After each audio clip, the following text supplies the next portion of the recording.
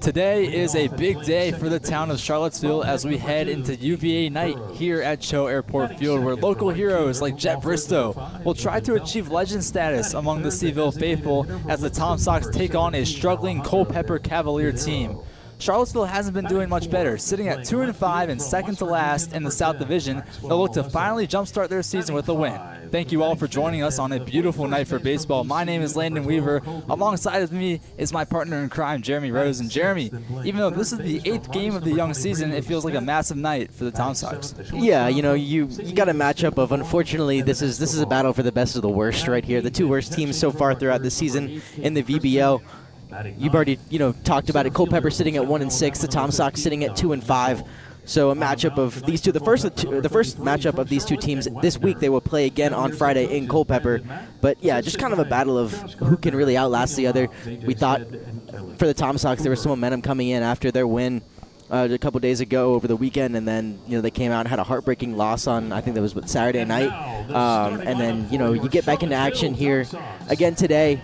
A fresh week, a fresh start. Week 2 of the season, or the full week 2 of the season, an opportunity for the Tom Sox to kind of get things rolling again. They've got an opponent who obviously hasn't been as great this season, so they've been playing, up to the other competition. We'll see if they can do what they're supposed to do, come out, beat this Culpeper team who has not been great all season, and finally get themselves back on the board, get themselves rolling as we head into some more action this week, try to rebound from that 2-5 start. Yeah, the Tom Sox came off of a win against Staunton, 8-2 on Friday night, followed it up with a 9-11 loss against Waynesboro, but now they have a chance to get back in the win column against a favorable opponent. And what do you have in their lineup? Yeah, so for Culpeper at least, we're going to get a pretty fresh lineup, some new faces that we haven't seen.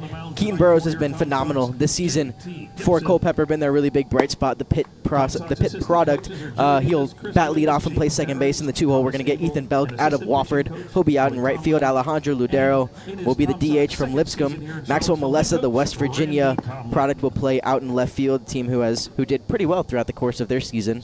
Melissa obviously finding it hard to get some time on a team that was ranked nationally for the majority of the season. Over at first base, it'll be Colby Motley from Williamsburg. Luke Smith will take up third base, the Rice student. I think they're more athlete students than student athlete, or more student athletes than athlete students over at Rice. It's a hard university to get into, a hard university to succeed in. And then shortstop's going to be Evan Escobar out of San Diego State. Caden Chrisman behind the plate from Rutgers.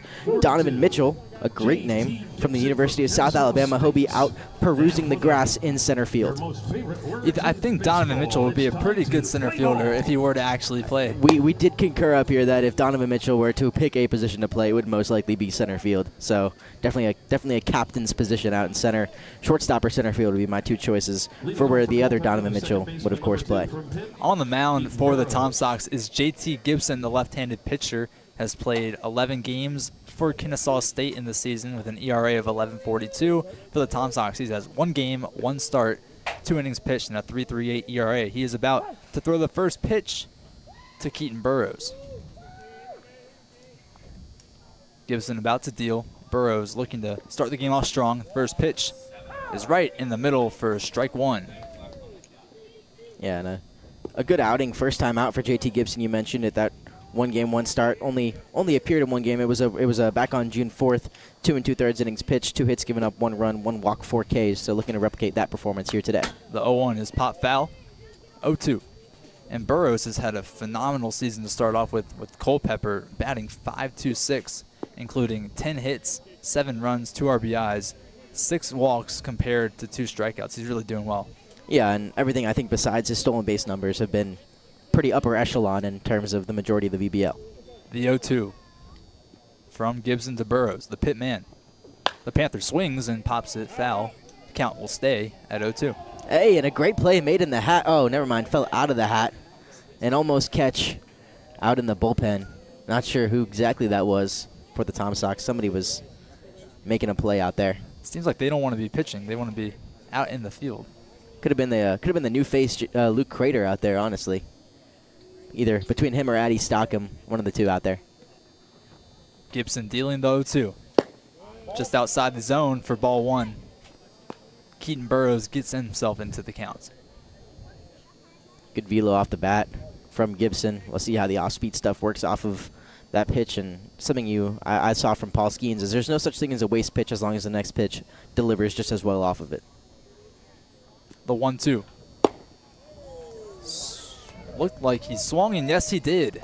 A late call from the home plate umpire, but nonetheless, Gibson gets his first K of the day. And just the third strikeout of the season, and now 20 at-bats for Burrows. So good start from Gibson to get the leadoff guy out, something that, of course, has been a problem for the majority of these Tom Sox pitchers throughout this season, has been getting that first guy out in the inning. Been a lot of leadoff batters on, which has caused some trouble, caused a lot of guys to get into scoring position early, and created, conflicts on the base paths early on in innings. That brings up Ethan Belk, who takes the first one for a strike. Belk, a member of Wofford College of the Terriers down in North Carolina, helped the team earn their first ever regional win in Chapel Hill last year. A big part of the Terrier team. He's behind in the count early, 0-1. Popped into second base territory, and that's going to be caught and thrown for not an out. It's going to be safe. Unable to get the ball was Tanner Shadle. Luderman just threw it a bit late. And the Cavaliers are on base. And knocked back up the middle, so off the glove of JT Gibson, slows it down a little bit, and Luderman not able to get himself over there in time to make the throw over to first with Belk's speed.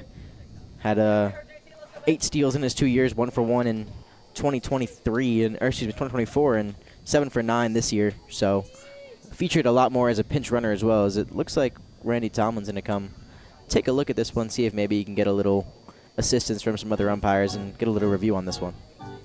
Our umpires for today at home base is Ben Robertson. First base is Marshall Woods, our crew chief.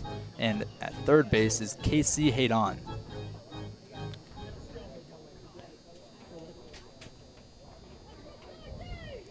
So, JT Gibson still on the mound, dealing to Alejandro Ludero out of Lipscomb University. 2 steals on the young season for Belk at first, so eyes up for him to run. 1 out towards the Cavaliers as the first one goes low into the dirt for ball 1. Haven't exactly had the opportunity to see the arm of Jackson Tone behind the plate. A fresh face for the Tom Sox coming into this game. So first game and first start for Tone. We haven't seen his arm yet, so if Belk decides to get running, we'll get a first look. That is something that Cesari, another catcher on this Tom Sox team, is known for, his putouts. The second pitch to Ludero is fouled off, 1-1. As Ben Robertson asks for more balls. Running low already. Yeah, we'll see if Tone is able to, set the tone defensively for this Tom Sox team. Haven't seen the ability for Cesari or Costa to be too great at throwing guys out down towards second base. I think there's only been 1 or 2 guys that they've managed to throw out. Teams have been able to run pretty well against the Tom Sox so far this year. Ludero swings and misses for strike 2. Gibson 1 strike away from retiring his second of the night. The count moves to 1-2. Ludero batting .306 at Lipscomb. Not afraid to swing the bat. As he does, and it pops it to third base. Nias drops the ball. Belk able to make it to second. Luderman tried to tag, unable to get him. And that moves Ludero to first. So a drop ball by Nias allows the Cavaliers to get 2 on base. And Nias is probably going to charge that one a little bit better than he did there. Kind of sat back. It was hit pretty hard, but definitely took a weird bounce. It initially, I think, hit off the dirt right in front of home plate and worked its way over to Nias at third. You've got to come up charging with that one. Worry less about the double play. Make sure you get at least an out and keep the ball in front of you so you can get the second out. But execution done well right there by JT Gibson. We'll see if he can get another ground ball here. 1 out still to the Cavaliers. That brings up Maxwell Melessa, the Mountaineer. And he pops it to Nias. Nias catches it, throws it back to second.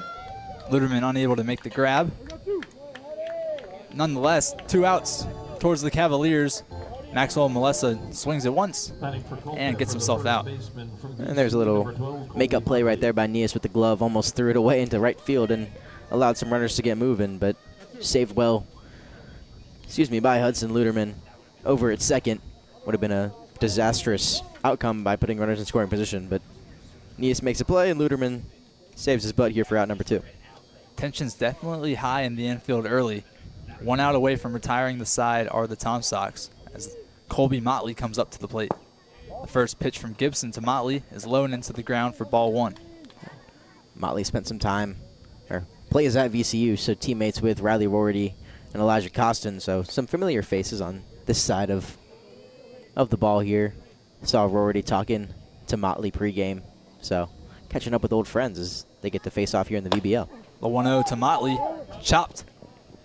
And Shadle picks it up, throws it to Gibson, and he's got him. A good heads-up play by Tanner Shadle helps Gibson retire the side. 4 up, 5 up, 3 down, and into the bottom of the first we go.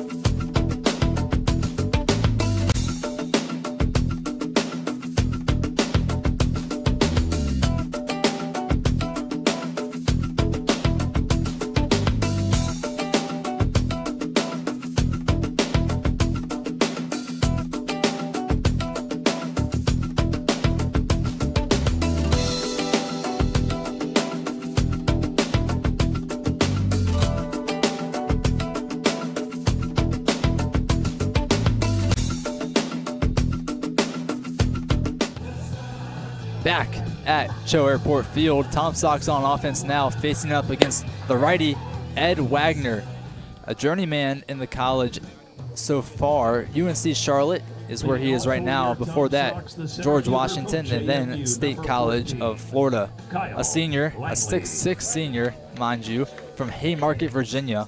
Didn't play for George Washington, but 172 innings with 123 strikeouts across 26 appearances from State College of Florida in 2 seasons. So a senior guy, he knows what he's doing on the mound, and he starts off against Tom Sox hitter Kyle Langley. The first pitch to him, high and away for ball 1. And Wagner through 2 games so far. This is his first start of the season for Culpeper. He's 0-1 through 3 2/3 pitch with just about a sub-5 ERA. 3 strikeouts, 2 walks, 2 runs. Same pitch to Langley for ball 2.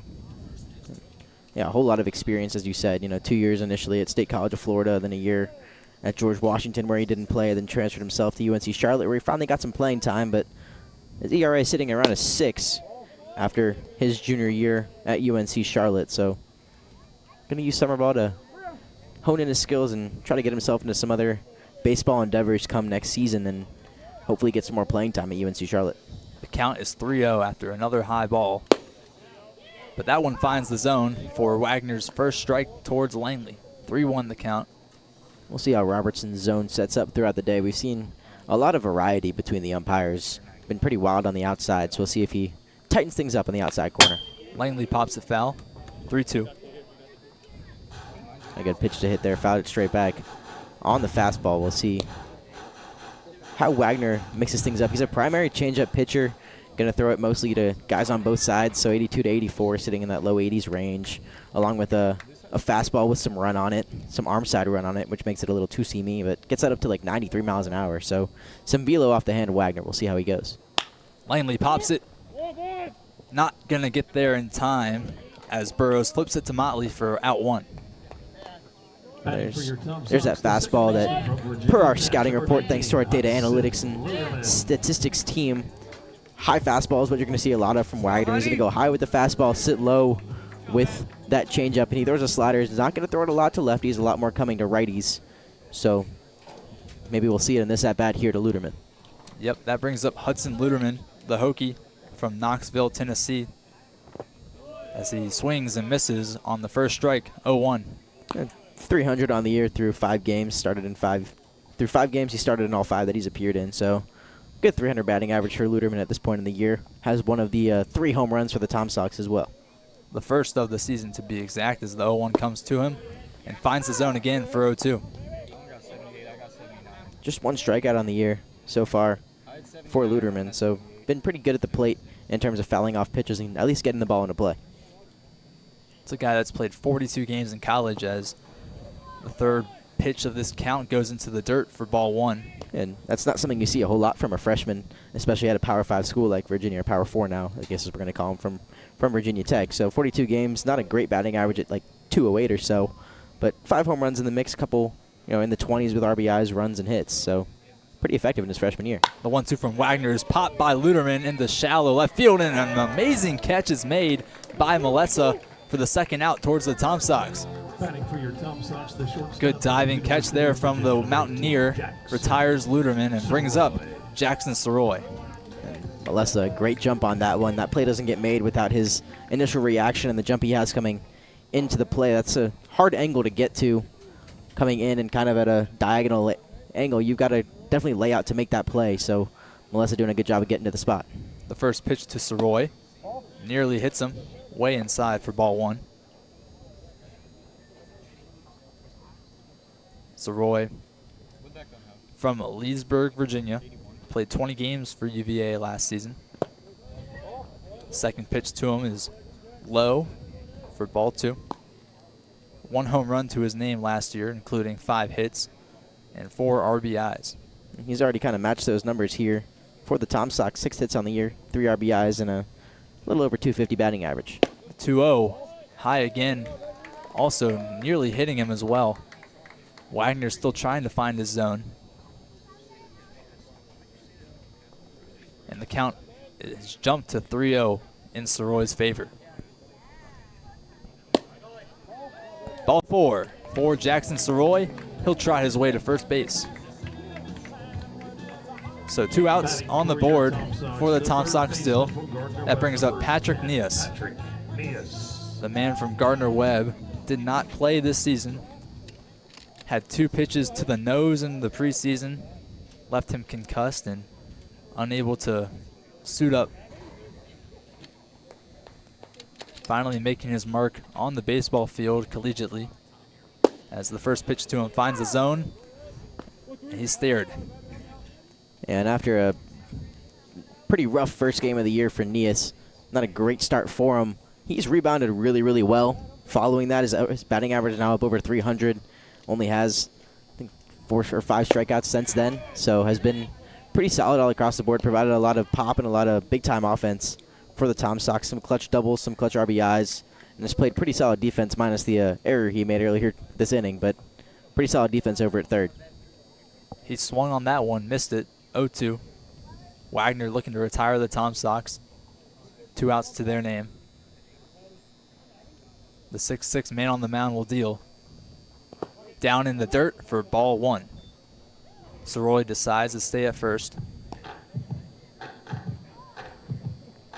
Textbook blocking right there from Chrisman. Pitch that was spiked, did a good job to keep it in front of him, and that's what you get when you get a Power 4 catcher behind the plate. Chrisman from Rutgers. It's a crucial part of the catching game.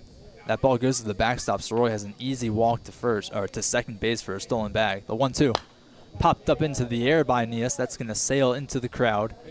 Count will remain 1-2. Yeah, late on that low fastball. Go right back to the high fastball. Keep elevating. Chase one out of the zone already. See if he jumps on another one. Still a 1-2 favorable count. You can still work your changeup off of a high fastball even if it misses. Ed Wagner still looking to retire the side. Still trying to get that final strike. The 1-2.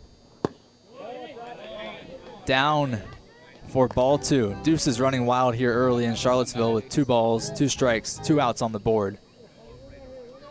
Patrick Nias looking to advance Soroy and get himself on the base.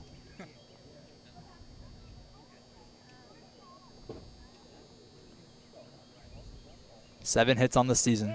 The 2-2 popped into the shortstop Escobar. He picks it up fires it to first, and that's caught. And Nihis will be retired. Motley with the catch. 3 outs for the Tom Stocks. Your score still 0-0.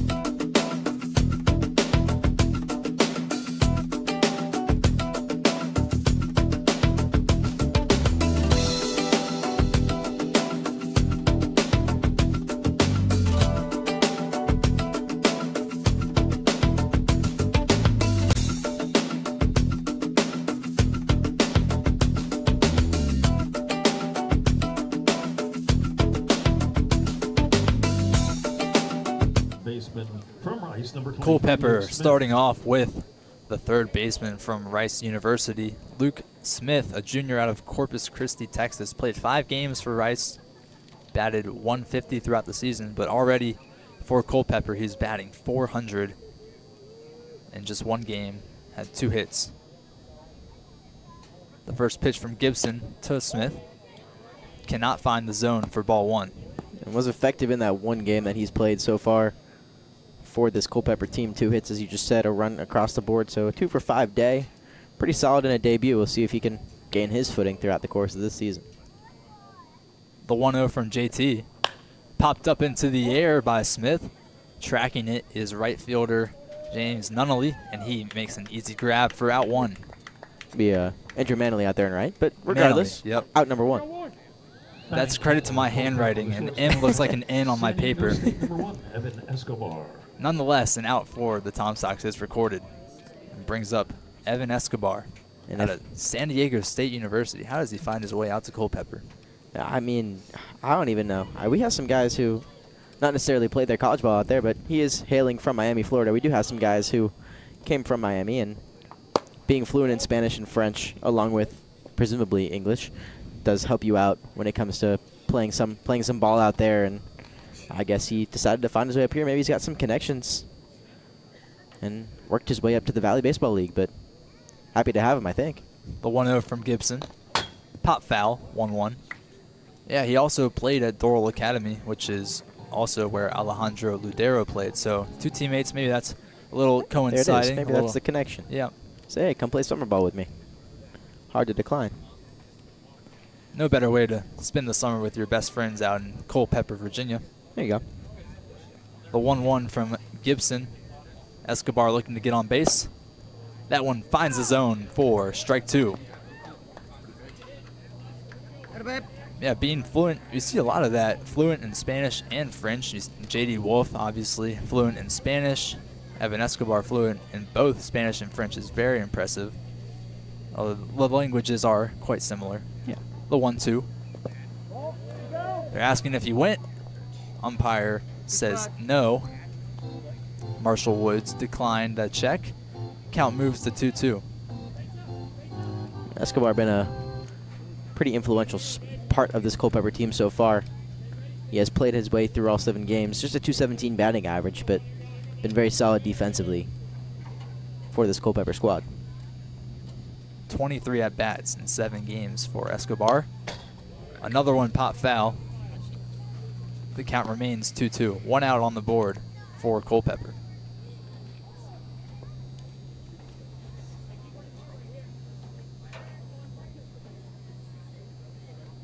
JT Gibson dealing. looking for his second strikeout of the game. Struck out leadoff man Keaton Burrows as that one pops to Nias. He throws it across to Shadle, and that one is in time. 2 retired for the Cavaliers, and that will bring up Caden Chrisman, the catcher for the Cavaliers. That's a lot of C's. It's a whole lot of C's. The catcher for the Cavaliers, Caden Chrisman. CC. A lot of C's. And yeah, good pick out of the dirt right there by Shadle at first. He's been one heck of a guy for the Tom Sox so far this year, both at the plate and defensively. Played first, played right field, but definitely seems more comfortable at that first base spot. Caden Chrisman, the redshirt freshman out of Rutgers, did not play his freshman year. Swings and misses on the first. Member of the aviation club at Apex Friendship, where he played high school ball. Looking to fly this ball out of the park. The 0-1 from Gibson. Down low for ball 1. Count evens. Interesting to see how long the hook will be for Gibson, and this one went 2 2/3 in that first start. Probably could have pitched even more, so we'll see how long head coach Randy Tomlin and the coaching staff lets him stay out there. So far, so good for him. Only 2 hits. That one finds the zone for a strike 2. 1-2 the count. He's 1 out away from retiring the side yet again.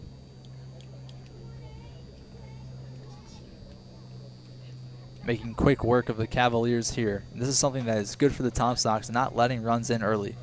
We've seen that in some games they let in runs. As Marshall Wood says, he didn't go. 2-2 the count. But in some games, especially the game against Waynesboro, it was 7-2 early in the third. Tom Sox had to battle back, almost did, but it's a lot easier if you play either even or above instead of fighting from below. Gibson, the 2-2. Popped, foul. Count stays. That foul ball was sponsored by First Heritage Mortgage. Caden Chrisman listed as the number 34 catcher in North Carolina coming out of high school. So he knows what it takes to be one of the best in the game. And 18 at-bats here for Culpeper. Just 3 hits, 4 RBIs, 167 batting average. The 2-2 from Gibson. Above the zone for ball 3. The count is running full here, as Chrisman trying to extend this inning for the Cavaliers. Gibson trying to end it.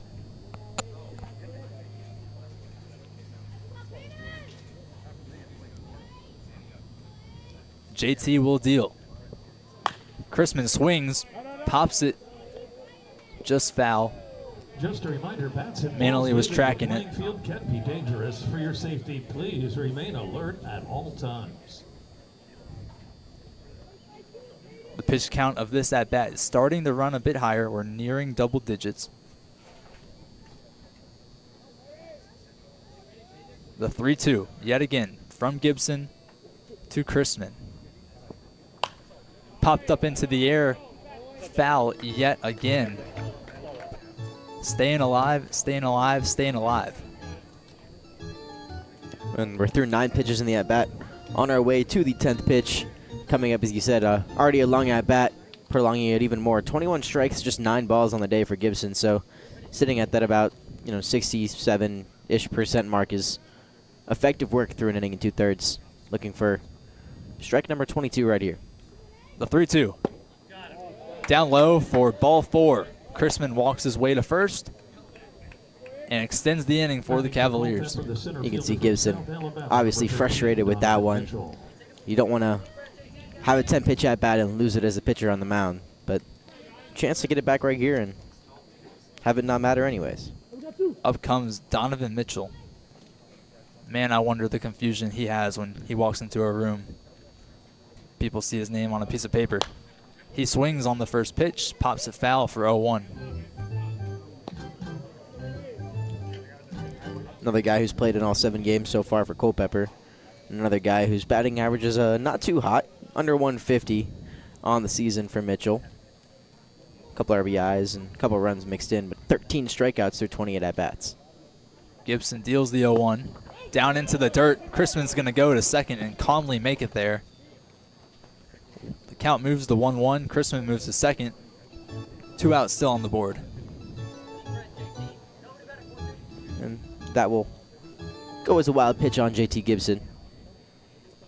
Tone couldn't block it up, but now a runner in scoring position for Culpeper here in the top of the second. Back-to-back innings now with a runner in scoring position. Gibson looks at Chrisman, making sure he's not going. 1-1. Pop foul yet again by Mitchell. Count moves to 1-2. One thing I've noticed with a lot of the players on Culpeper is that they didn't play their freshman year. So this, in hindsight, is really their first taste of collegiate ball, and maybe why we see such low batting averages and a lot of at-bats, not a whole lot of runs and a lot of strikeouts. I mean, Mitchell in 7 games has 13 strikes, 0 bases by balls. So they're really just getting their sea legs. As the 1-2 comes, and that one's going to be ball 2. Almost caught the zone, but just a bit low from JT Gibson. The count almost full. Still really looking for that put-away pitch. He had it against Burrows, couldn't find it in that last at-bat against Chrisman. So needs it right here in a 2-2 count with 2 down. Gibson, he will deal the 2-2. Popped into Siroy's glove and over to Shadle. Can't make the grab. Chrisman's going to come home, and Culpeper will take a 1-0 lead. Donovan Mitchell stays at first base, but yet again, it's the infielding that causes the Tom Sox problems. With 2 outs on the board, they really should be feeling like they should be out of this inning. Yeah, and, you know, a pretty uncharacteristic error from, and that's now 2 in 2 innings from this infield. Something we haven't really seen a lot. A bunch of the errors and problems have been out in the outfield, but a couple of errors early on, and that gets to Gibson a little bit.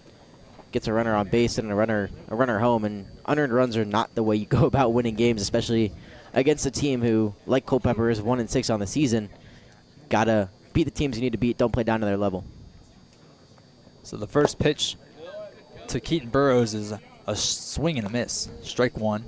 Burrows struck out against JT Gibson last time, looking to right his wrongs here with a man already on base in Donovan Mitchell. Burrows, a junior at the University of Pittsburgh, was a state champ as a senior in high school at Calvary Christian. And Mitchell will go to second, and he safely steals with the count moving to 1-1. Another wild pitch there from JT Gibson.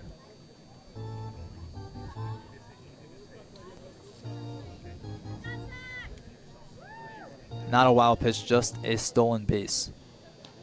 But nonetheless, the Tom Sox are really putting themselves into a hole here, and they're needing to get out. 2 outs on the board for the Cavaliers, but it's been that way for the last 3 at-bats. Burrows looking at a 1-1 count from Gibson. Inside for ball 2.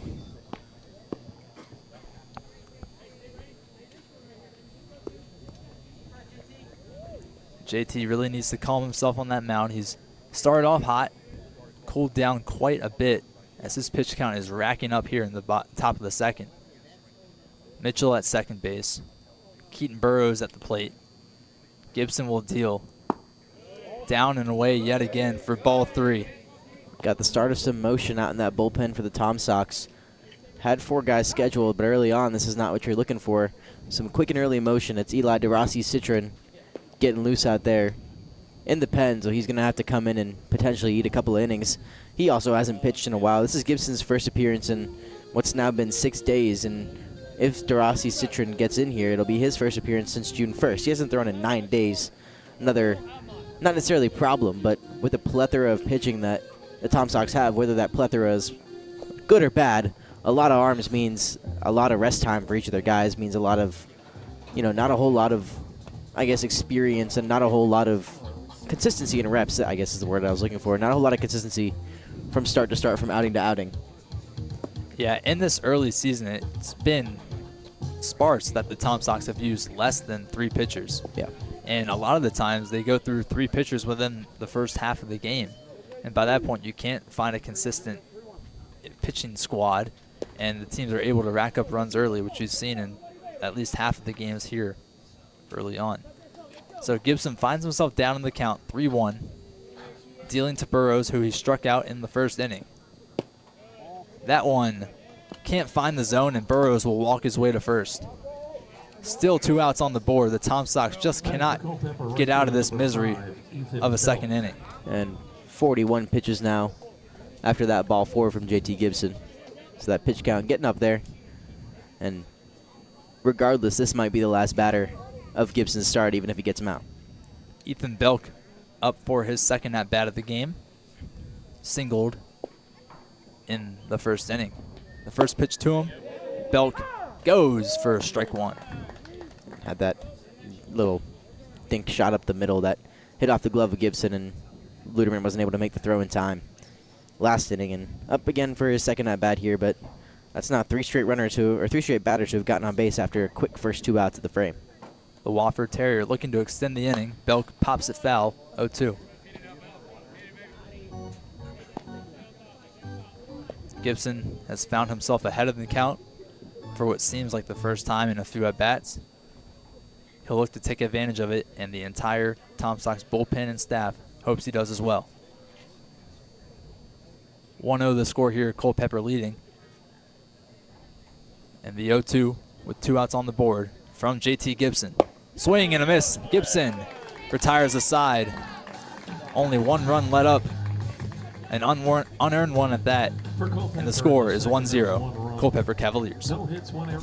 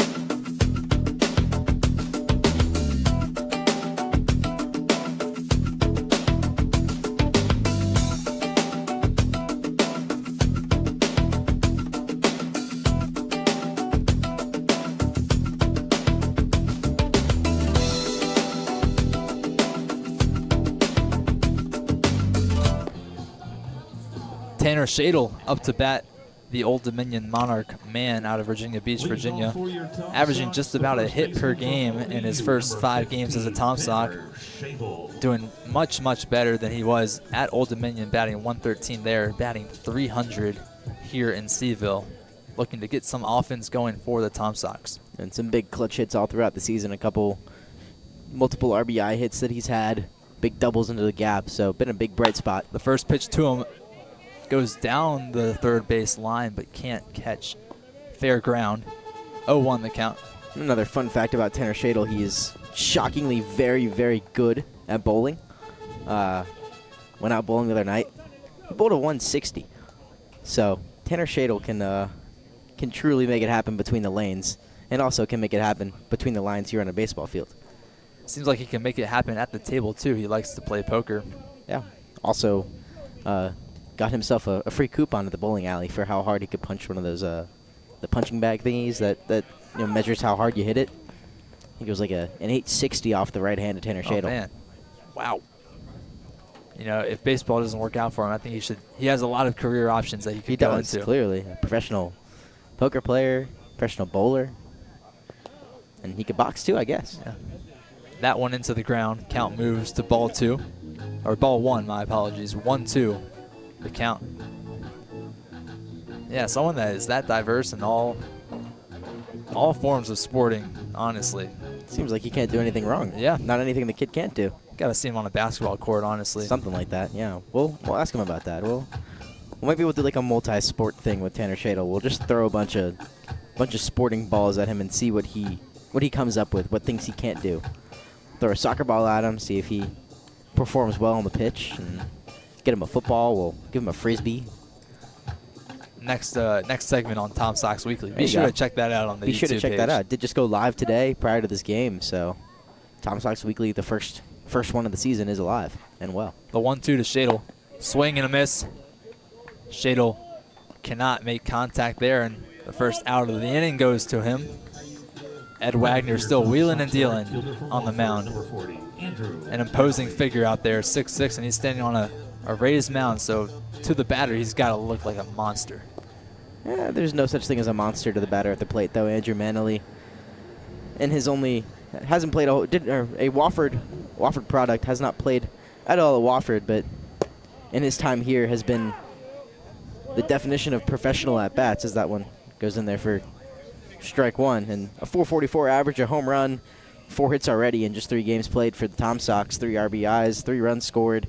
So been just about the do-it-all guy.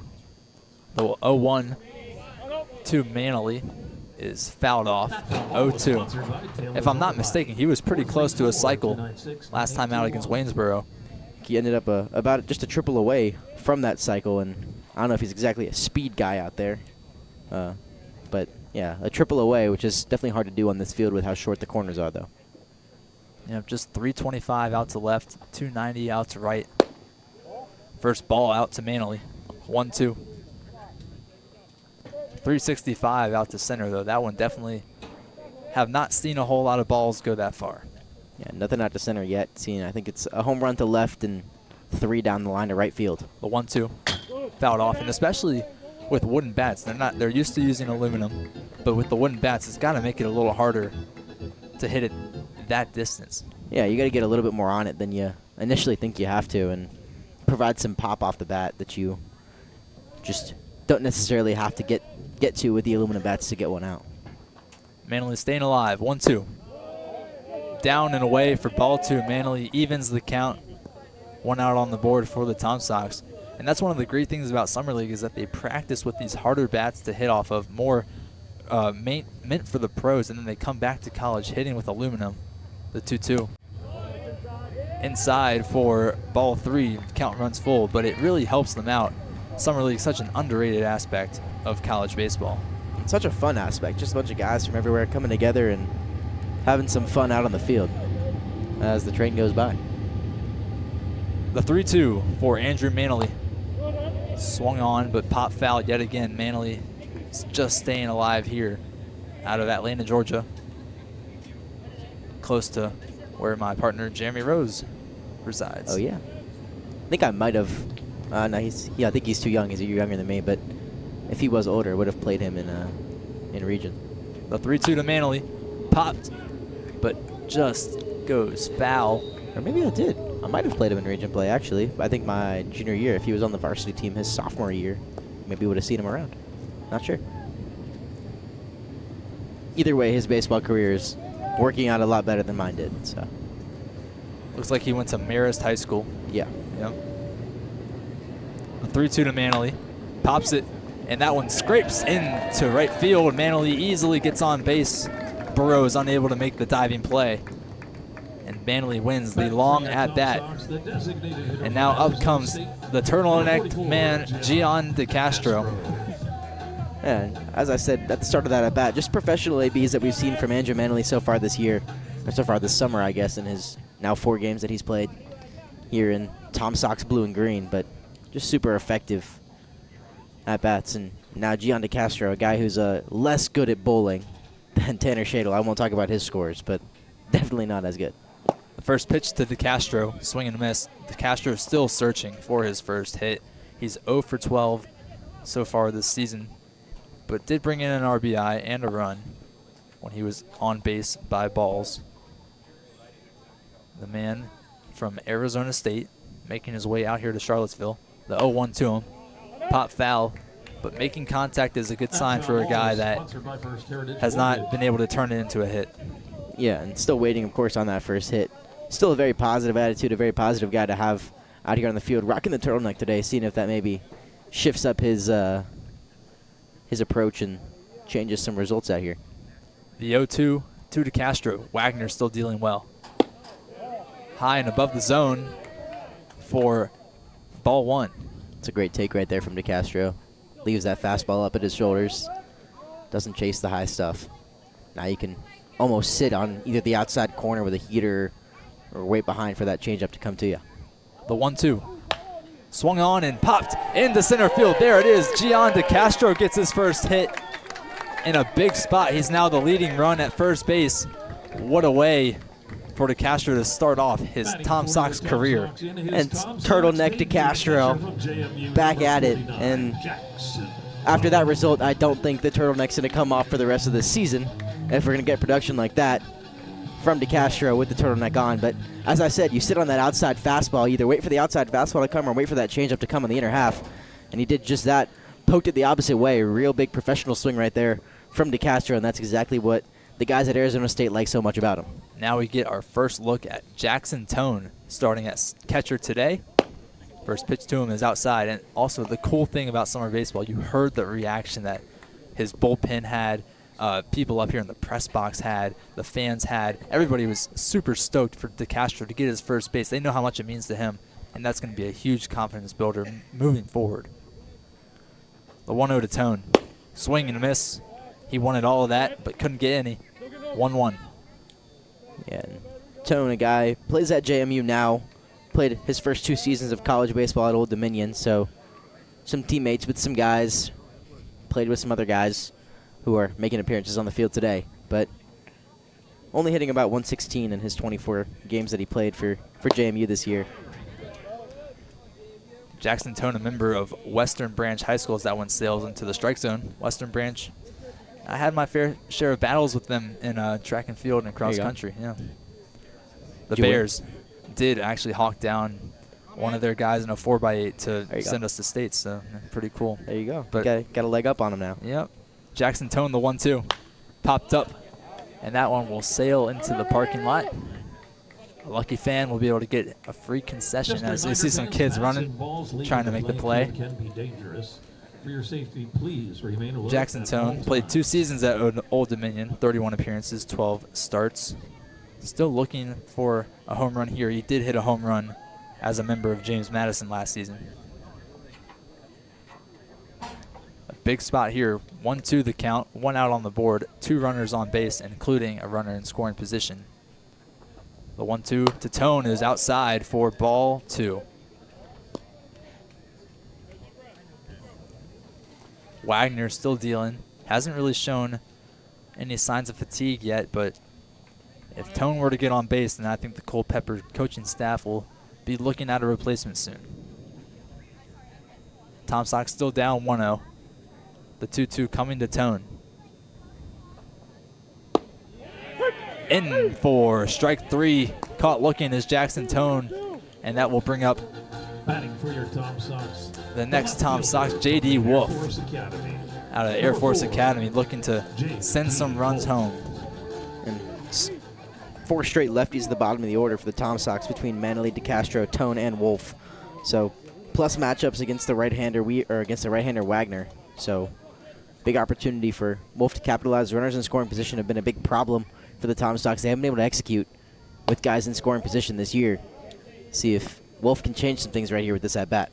And it looks like Wagner, as he sails the first one for a ball, is trying to get these lefties to chase, pitching it way on the side of the righty batter's box. The 1-0 from Wagner to Wolf.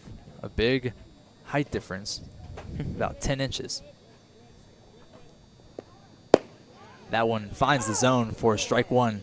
Looked like a good pitch to swing on. Wolf just trying to feel out Wagner's style early in the count. But the Tom Sox are down to their last out with a runner in scoring position. That being Andrew Manley. The 1-1 to J.D. Swing and a miss. That one will go for strike 2. 1-2 now the count. And J.D. Wolf is down to his last strike. Tom Sox down to their last out. A big, big pitch here. J.D. Wolf trying to stay alive, trying to get the Tom Sox on the board, as Ed Wagner will deal yet again.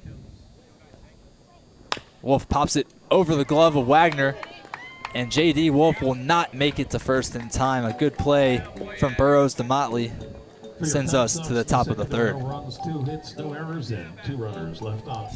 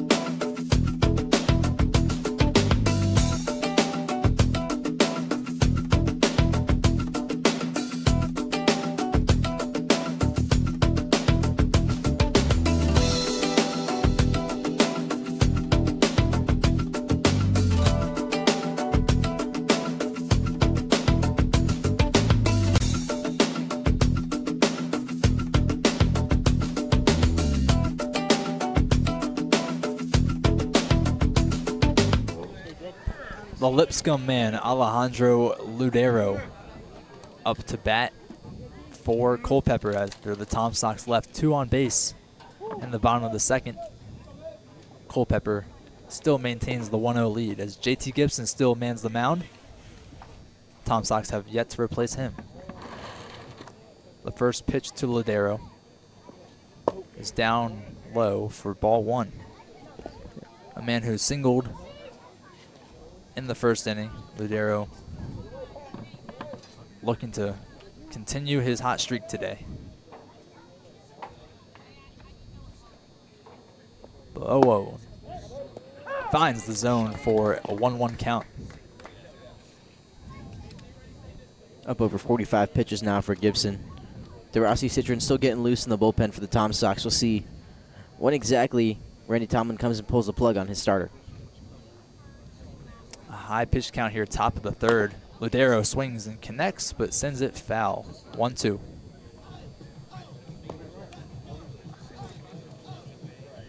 Ludero reached via the error on Pat Nias in his first at-bat.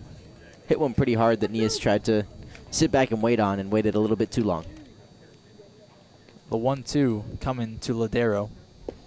Gibson just eyeing his catcher, finds his pitch, deals, and that one drops into the dirt for ball 2. Ludero comes from a highly touted baseball family. His father played professional ball in Cuba, so he obviously knows what it takes to get to that higher level. He's on the right track so far, playing at Lipscomb. Had a good year, batted .306, including 15 hits and 8 RBIs. The 2-2 from Gibson. Pop foul by Ludero. That foul ball was sponsored by Taylor's Auto Body, Brookway Drive, Charlottesville. Gibson doing what he needs to try and retire the side, trying to lower his pitch count, or not lower it, but maintain it, as he's very close to 50 pitches and not even 3 innings pitched. The 2-2 from JT. Popped into Soroy's glove. He throws it to Shadle, who grabs it and collects the first out of the game. First out of the inning. Another big pick right there from Shadle at first.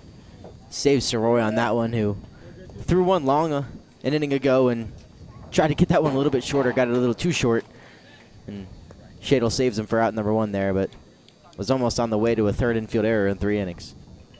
Not something that you'd want to see if you're a Charlottesville fan.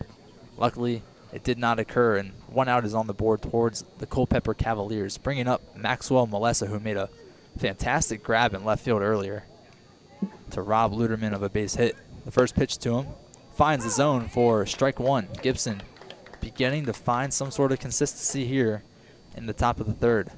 That's something we haven't seen at all today from Gibson's that first pitch off speed. So positive sign late in his outing. The 0-1 from Gibson. Unable to find the zone. 1-1.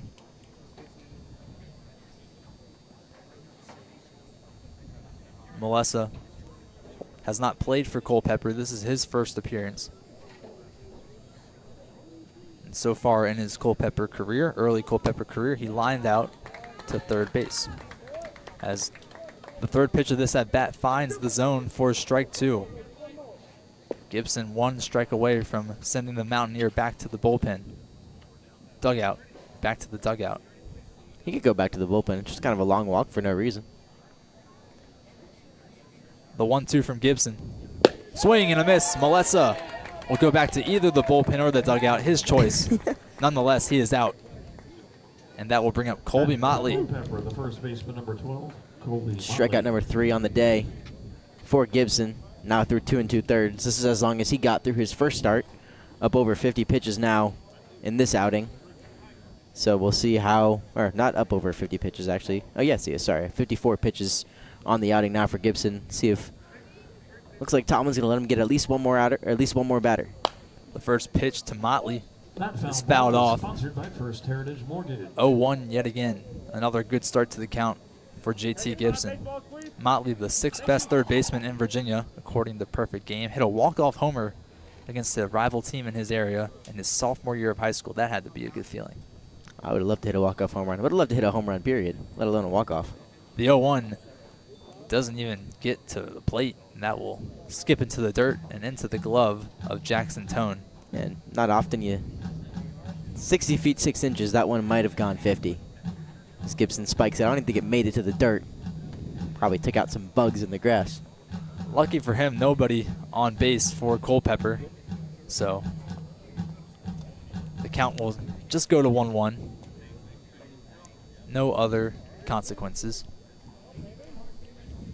Motley looking to be the first Cavalier on the bags in this inning. The 1-1 from Gibson. Popped, but going foul. That one had some real fire on it coming off the bat. 1-2 now the count.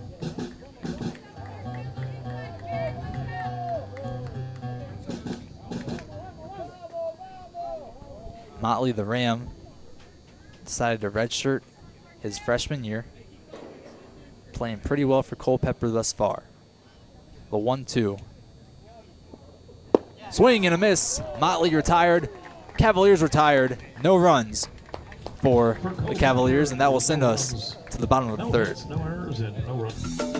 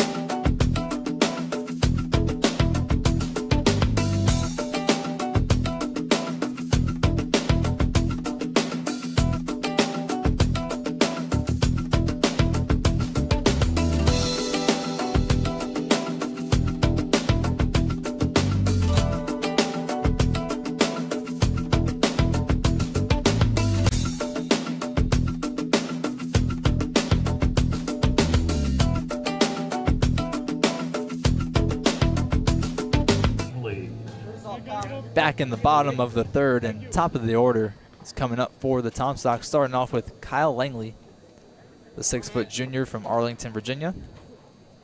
In his first at-bat today, had a put-out. Looking to right his wrong here and get on base for the Tom Sox. Really looking for some offensive consistency. as that first one is pop foul, 0-1. They've gotten better by each inning. Last inning they left 2 on base. First inning they didn't get any on. They got 1 on base. So maybe this time they'll get a few on base and maybe some runs. Very optimistic of you. I always like to see improvement. The 0-1 to Langley. Popped just over Escobar's face. And Langley will make his way safely to first. So some offensive consistency starting out with a 1-for-1 for the Tom Sox, bringing up Hudson Luderman. And that's something fun you get with the wood bats, is the ability to muscle singles like that.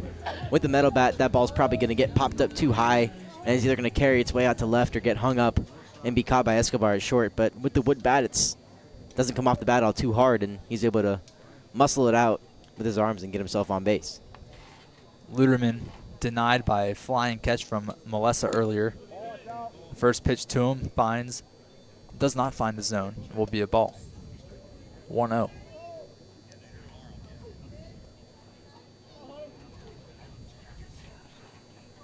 The crowd still seems to be behind Luderman, as tonight is UVA night, and we know how they feel about their Hokies here.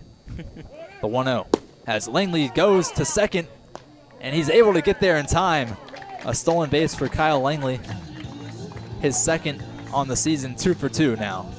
I like that aggression from Langley with nobody out. Get himself into scoring position early.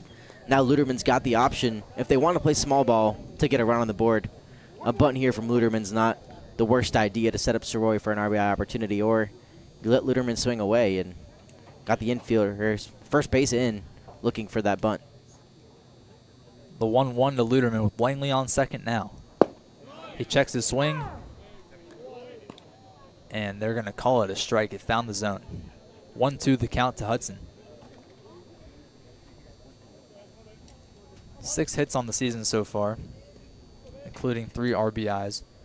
Just 1 strikeout. Looking to avoid one here. Langley leading on second. Luderman swinging and popping that one up towards right fielder Belk. He makes the catch. Langley decides to stay at second base, but Luderman just didn't put it in a favorable zone, and Belk was able to make the catch. Yeah, play made by Belk, and a little too shallow for Langley to tag up going to third. Langley's got speed, but not enough speed to tag up from that shallow of a spot on right. Gonna need a base hit right here from Soroy. Especially when you're looking for runs, you know, you want to be greedy, but then at the same time, you got to realize the situation you're in. Still down 1. Not hard to come back from, but you got to get runs on the board first. 1 out to the Tom Sox. Jackson Soroy up to bat. Was walked in his first at bat. Hasn't seen that it. First one. Can't find the zone. That's now five straight balls Soroy has seen. He didn't see a strike in his first at bat. Seems like a lot of the infield's pretty worried about Kyle Langley out there at second, who's kind of just bouncing and hopping around. It's not great to do that with a guy up to the plate. As Langley goes to third, and he will make it there in time. Langley, another stolen bag. 3 for 3 now on the season. 2 for 2 in this short stint. And that's the 6th ball in a row now Jackson Soroy has seen. I think they called that one a strike. Yeah, caught the inside half, but still a good pitch to steal on the inner half. Catcher has to throw basically around Soroy in the right-handed batter's box, so good read right there from Langley. Gets himself in the RBI spot. Soroy's got a job to do now.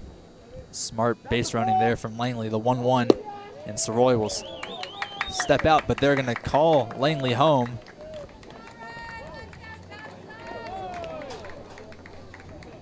We're going to get a balk called on the field there, so some quick motion, I guess. They're going to say that Wagner either didn't come set or made a move too early, but bases are now clear. Soroy's got a 1-1 count, and, you know, nobody out there, so he can do just as he pleases. Take a good quality at bat, find a pitch he likes, and drive it without having to worry about getting the runner home. And the biggest thing about it is the score is tied. 1-1 here at CHO Airport Field. The third pitch of the at-bat to Soroy cannot find the zone yet again. So that is now 6 of 7 pitches towards Soroy that have been balls. Soroy swings on that one, pops it foul, 2-2.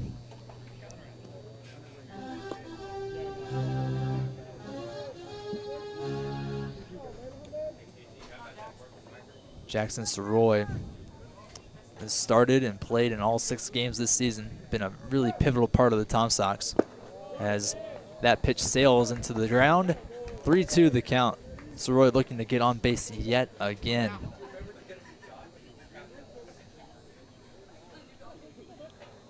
Just one out on the board for the Tom Sox. Luderman flew out to right field. Soroy pops that one up into the air. Count will stay the same as that one sails foul. First Heritage Mortgage.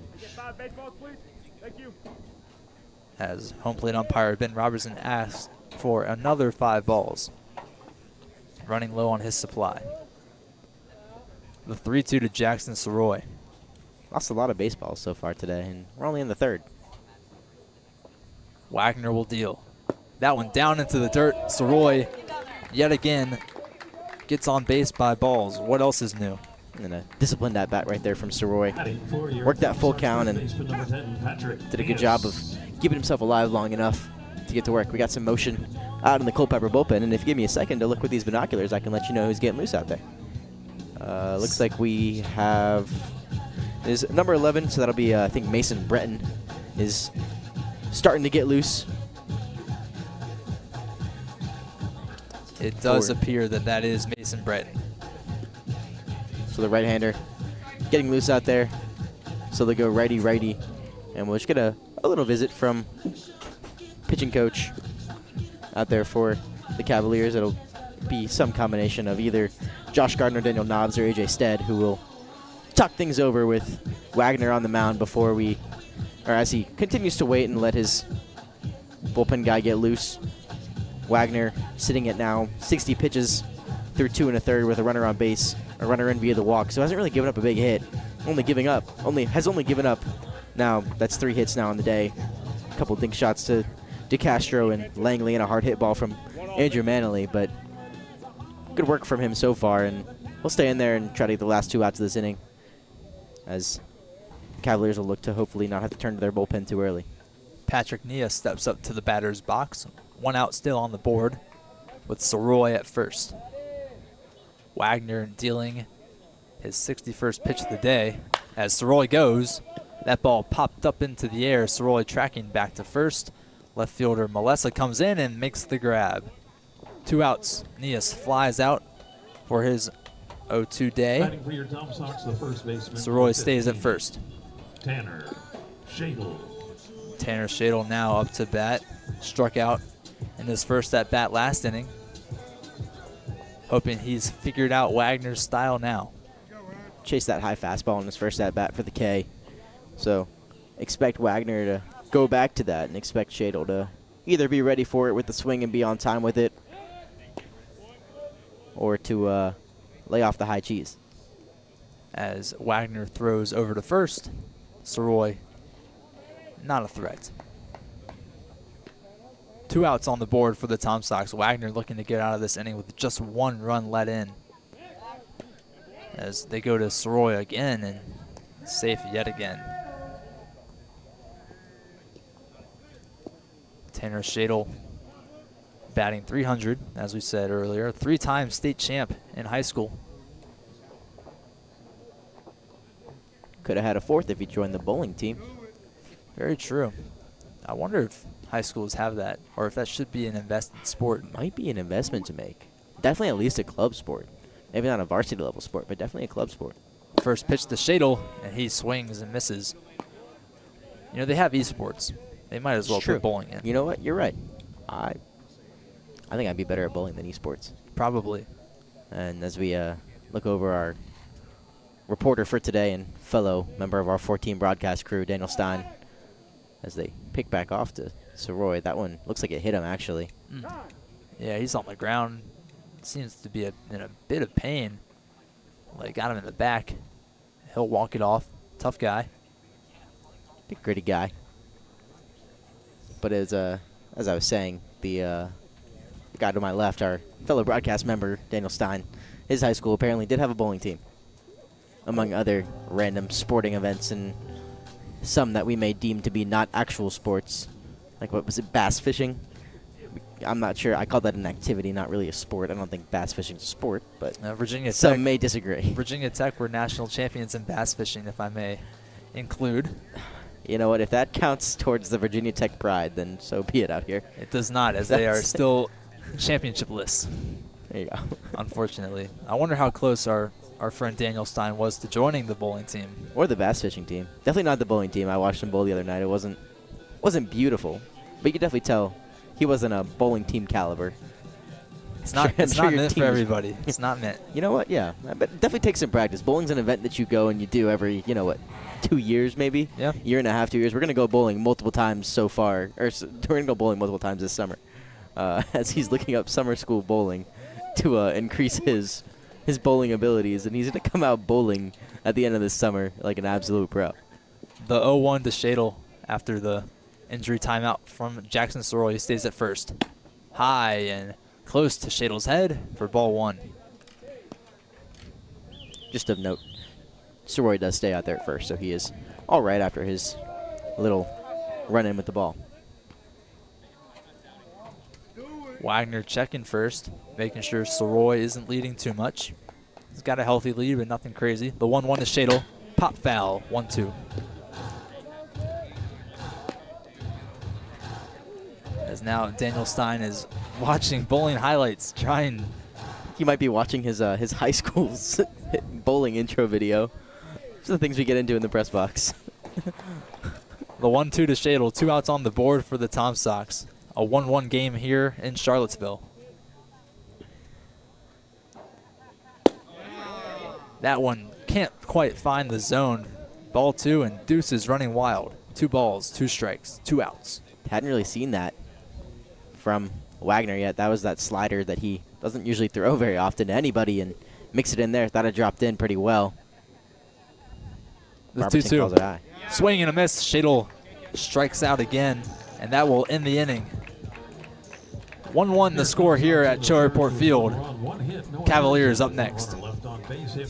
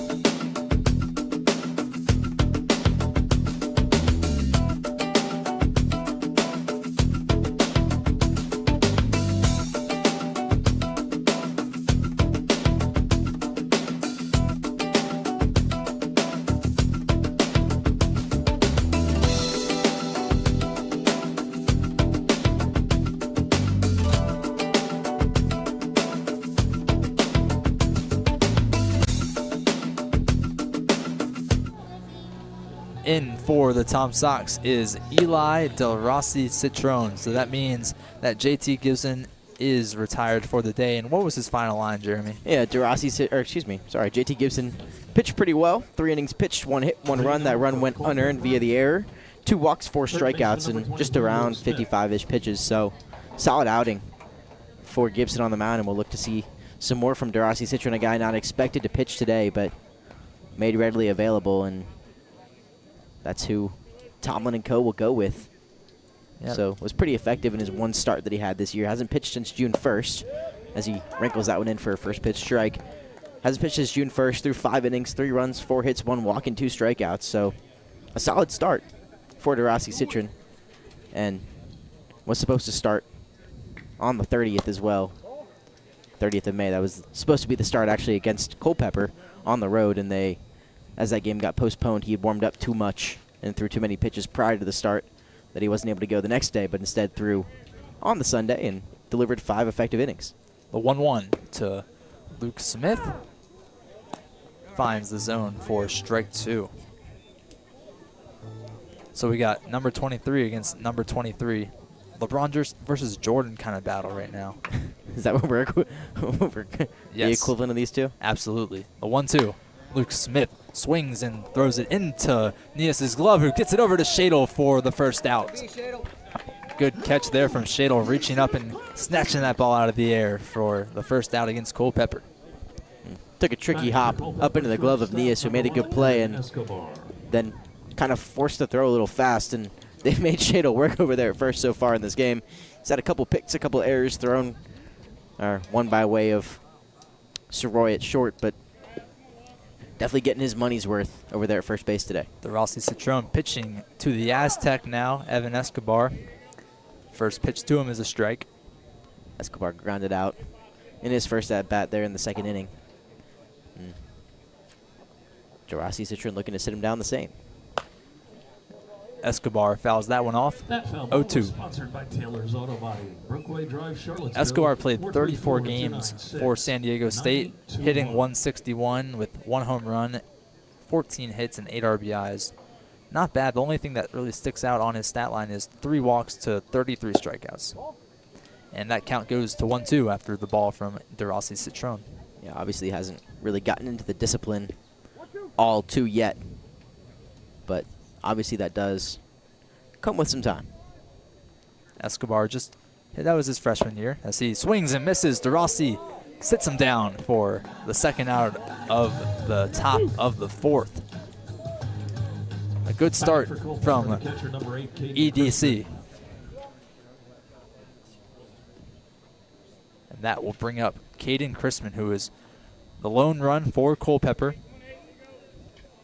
He was able to fly around the bases. The first pitch to him finds the zone for strike 1. DeRossi Citron dealing right now. And he kicked off that that little 2-out rally that we saw there in the second inning that saw 3 guys in a row get on base, and eventually that one popped to Nias. Slides but cannot catch the ball off the ground, and Caden Chrisman will be able to get on base again. And yet another maybe two-out rally started by Chrisman. Yeah, just a little bit of small ball there. Didn't hit it hard enough for Nias to be able to make a clean play on it. Had to lay out. Didn't get a clean glove on it. And now once again with 2 down, it's Chrisman on first. And now up to the bat, Donovan Mitchell. Unfortunately, not the other Donovan Mitchell, which would be really cool to see. We've got Donovan Mitchell at home. As DeRossi Citron throws over to first. No cigar. It would be really cool if he wore 45. But unfortunately he's not, as the first pitch to Donovan Mitchell finds the zone for strike 1.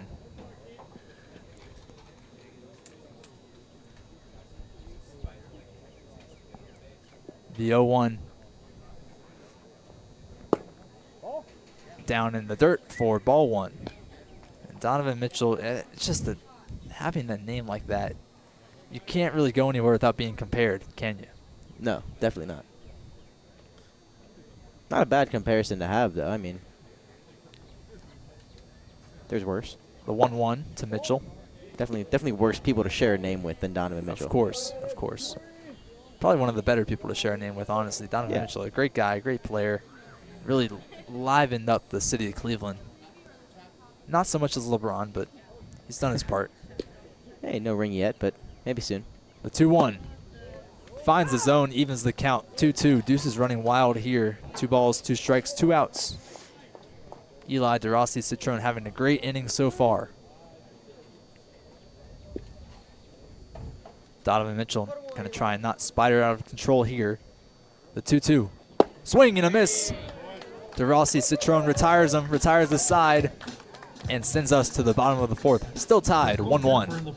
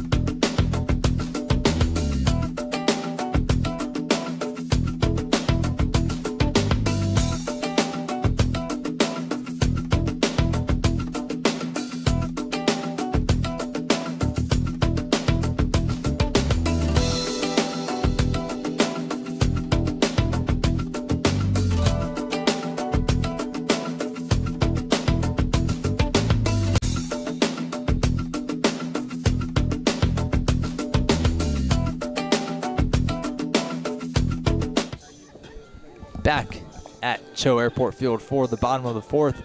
And we have a pitching change for Culpeper. Number 11, Mason Breton, coming into the game.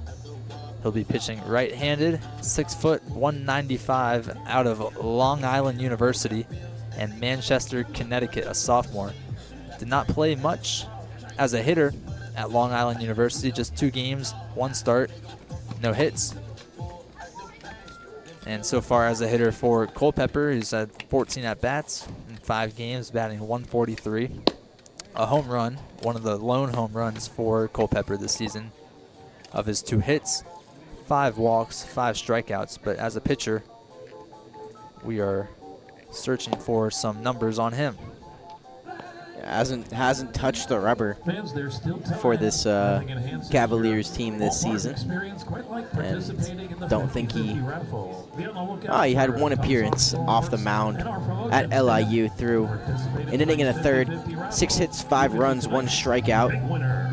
faced 12 batters, and got chased, so that equates to a 33 ERA. So hit 2 batters as well. So allowed 7 guys on base out of the 12 he faced. Managed to K1. Not a great outing, but all things considered, a fresh start here.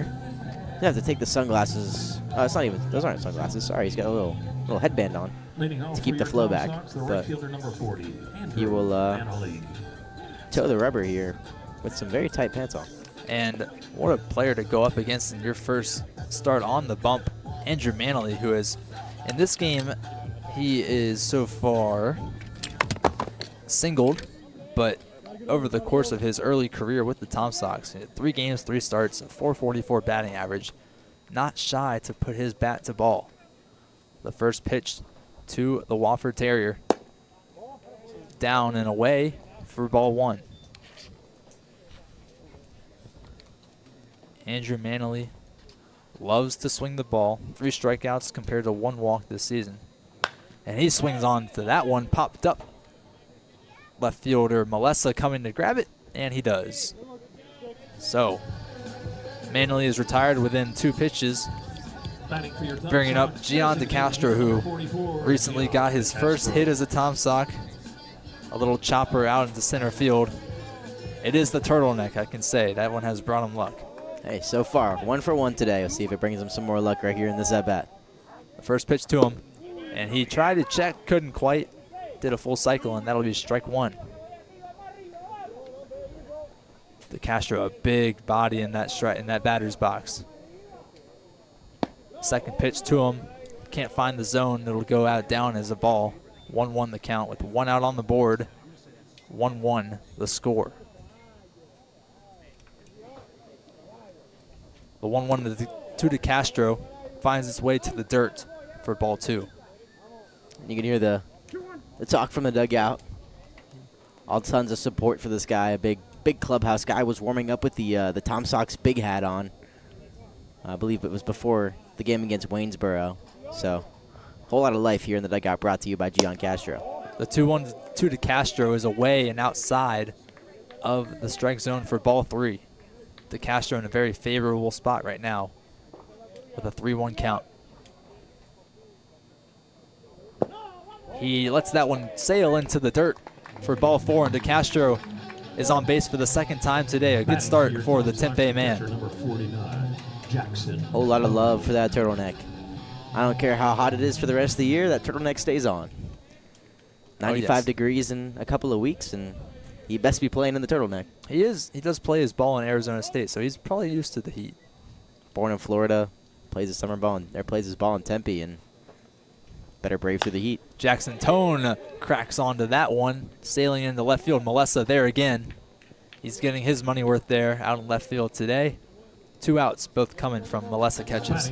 Yeah, he's got 4 putouts now out there in left field. So, doing some good laps out there for Melissa on left. So DeCastro stays on base. Tone flies out to left field. J.D. Wolf comes up to bat, the Air Force Academy man. June 14th will be a big day for Wolf as they throw it over to first base. DeCastro is leading a little bit, but but to no avail. Breton thought he saw something. But June 14th will be a big day for J.D. Wolf, as it is Military Appreciation Day here in Charlottesville at CHO Airport Field, as Wolf fouls that one off for 0-1. But he'll definitely be celebrated, and I'm sure that there will be a good crowd on Saturday. Yeah, it gets a nice little afternoon game to celebrate everything he does for our country and everybody else who shows up who has given some service to our country. So, going to be a good moment. The 0-1 to Wolf. Outside for ball 1. The count evens. J.D. Wolf trying to keep the Tom Sox alive, trying to get them their first lead of the game with 2 outs on the board. The 1-1 from Breton to Wolf. Down and drops into the dirt for ball 2. Wolf ahead in the count. And if you haven't seen it yet in Tom Sox Weekly, J.D. Wolf had a chance to sit down with our fellow broadcast partner, Daniel Stein, and had a great conversation. Go check that out to learn some more about the Air Force guy. Spent some time in the Dominican, and favorite MLB player being Joel Peralta, a guy who he had the opportunity to meet and who kind of told him there's no better way to learn Spanish and to, than to go and live there for a year. And that's exactly what he did. Went and played baseball and went to school for a year in middle school in the Dominican, and now he's fluent and has a chance to use that to talk to a bunch of his teammates, whether that be at the Air Force or be, here in Seville. The 2-2 sails above the strike zone for ball 3. Count runs full for J.D. Wolf. But yeah, you talk about a place that you can go and really be immersed into some baseball culture and really a great culture in the Dominican Republic. Really learn a lot there. The 3-2 to Wolf. Swung on and chopped foul. Staying alive, staying alive, staying alive is J.D. He's on a journey. And anything down in the gaps was probably going to score to Castro. He's on the move here with 3-2, 2 outs, so big spot. Wolf looking to get on base to keep this inning alive for the Tom Sox. The 3-2 chopped into left field. That one's going to sail into the glove of Melessa, and that will retire the inning for the Tom Sox. Cavaliers up next. Score still tied at 1-1.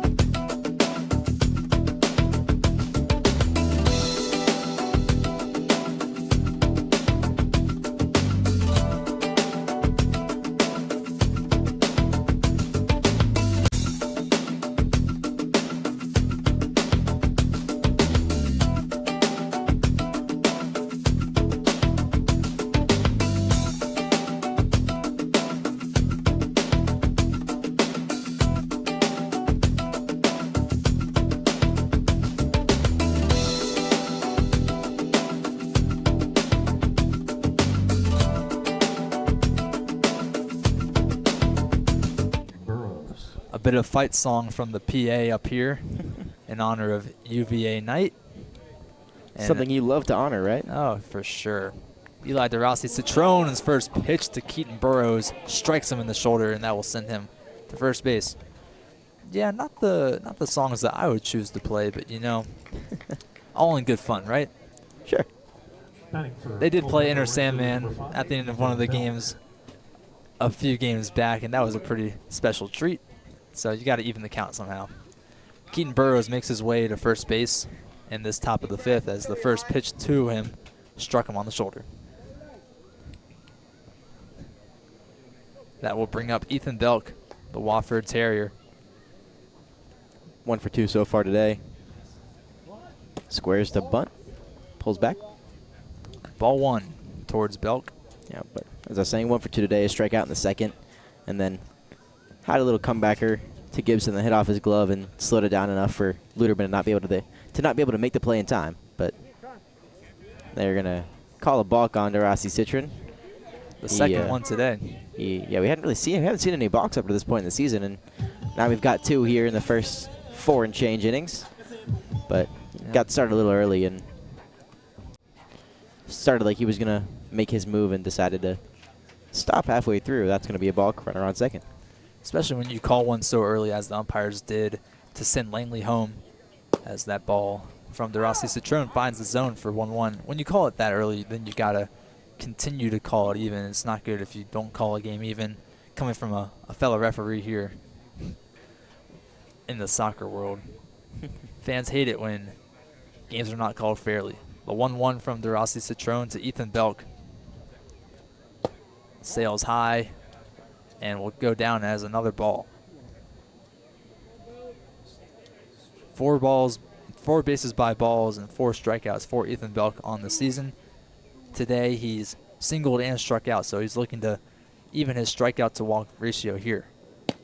That one does not find the zone again. 3-1 the count. He's on his way to getting his 5th walk of the season. Got to cool down here if you're DeRossi Citron. Runner on second with nobody out. Big opportunity right here for them to strike in a 3-1 count. Don't give them anything too good. 3-1, unable to find the zone again, and that one will send Belk walking to first base.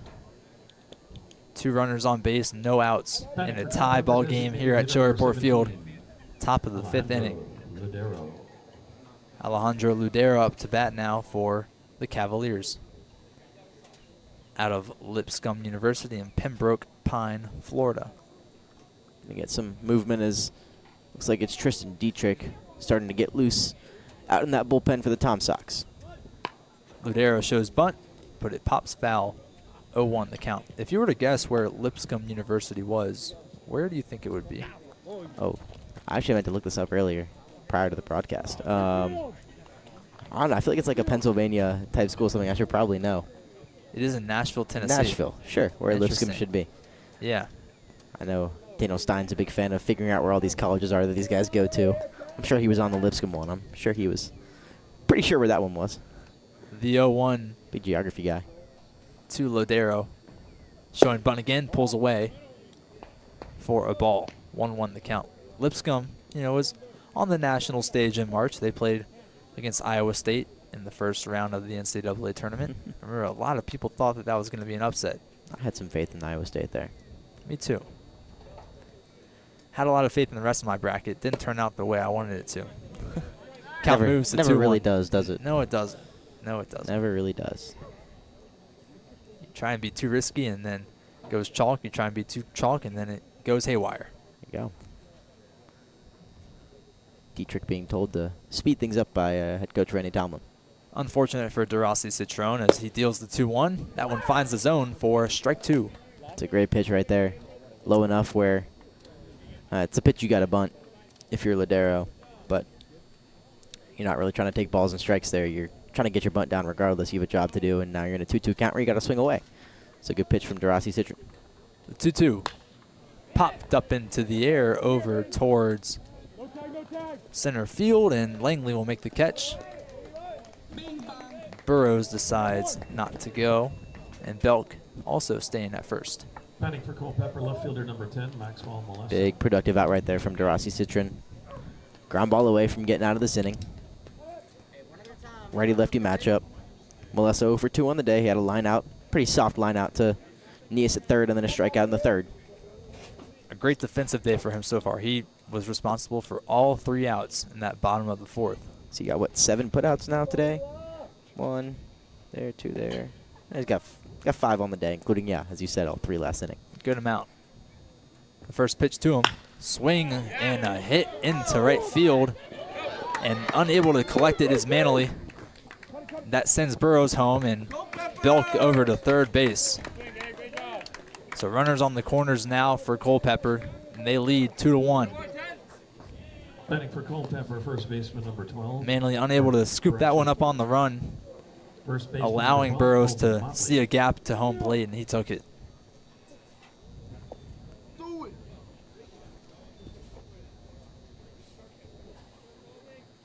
That will bring up the VCU Ram, Colby Motley.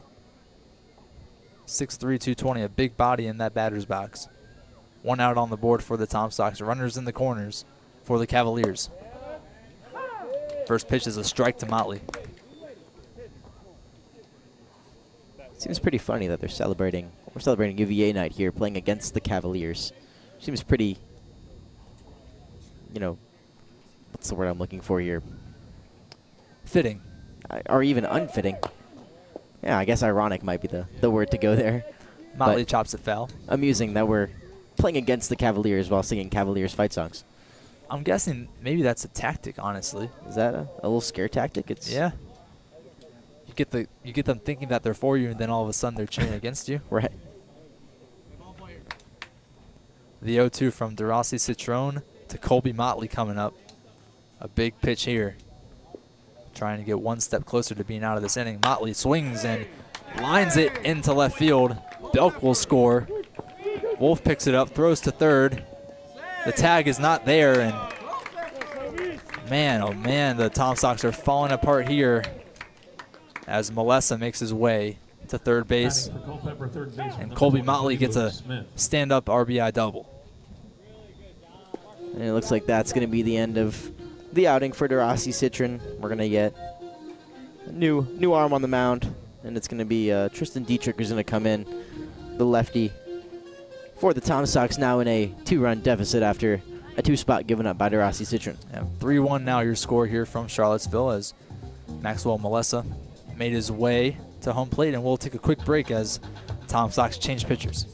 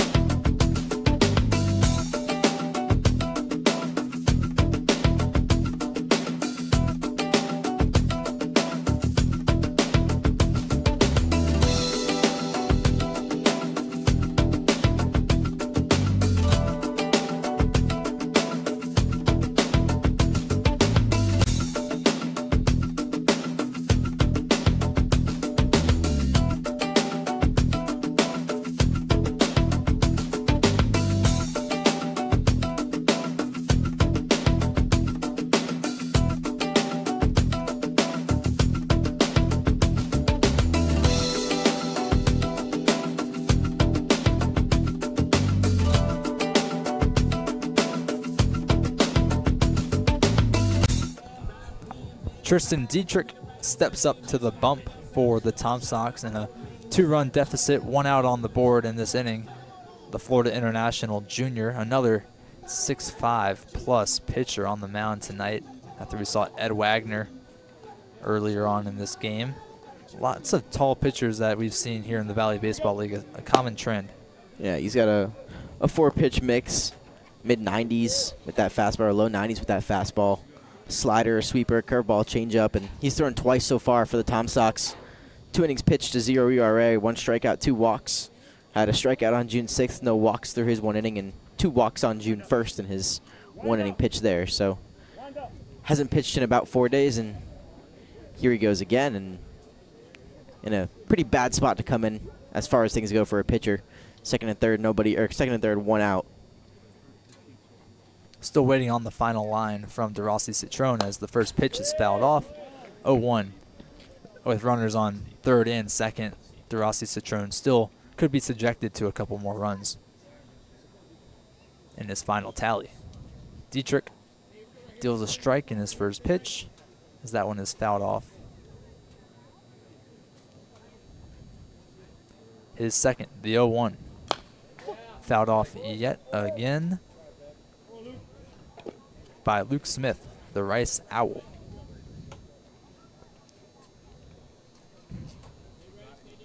Dietrich has found himself in quite a hole dug by DeRossi Citron. He's already climbing out of it a little bit. 0-2 is the count.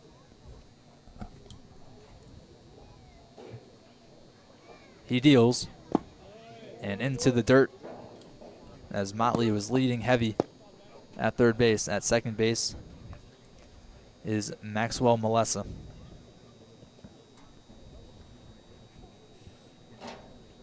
Dietrich will deal the 1-2 with 1 out on the board. Swung on and pop foul yet again. This at bat extends. Only Luke Smith's second game as a Culpeper Cavalier.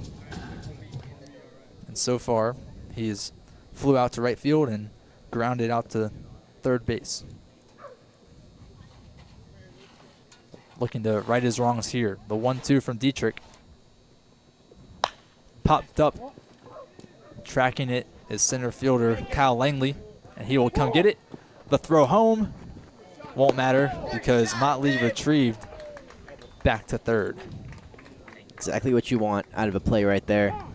A fly ball that's shallow enough to hold your runners, and nobody better to hit that ball to than Kyle Langley defensively. He's got a cannon of an arm from center field, and no tag out there on third base from Max Melessa.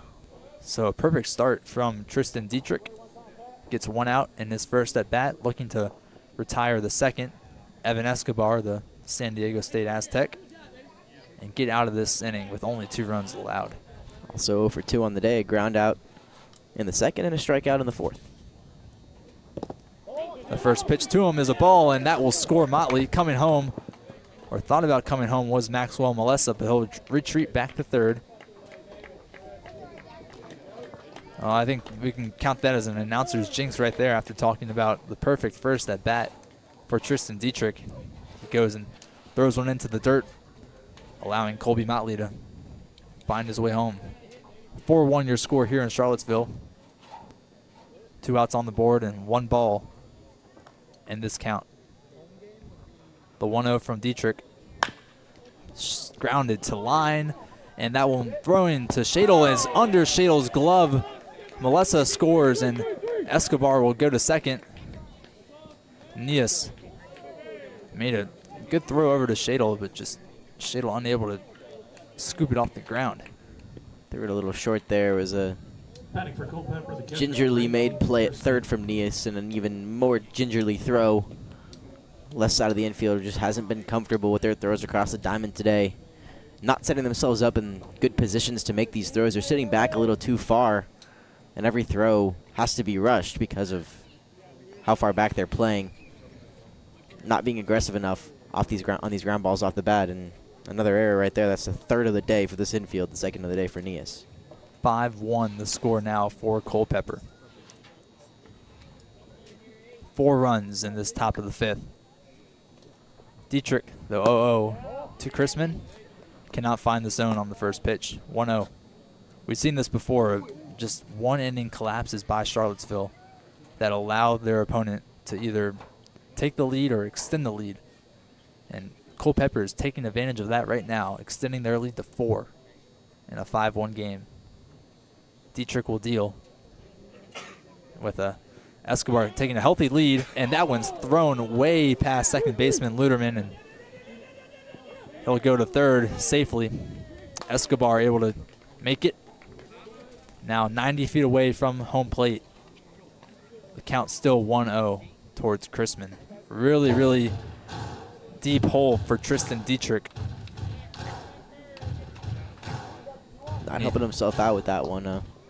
Throwing error, you try to backpick the guy at second base, and it's effective, but you got to get the throw on the money. And if you're going to miss, you've got to pull it and miss to the glove side. You can't leap over the runner at second to go make that play into almost left field. The 1-0 to Chrisman. High and sailing into the glove for ball 2.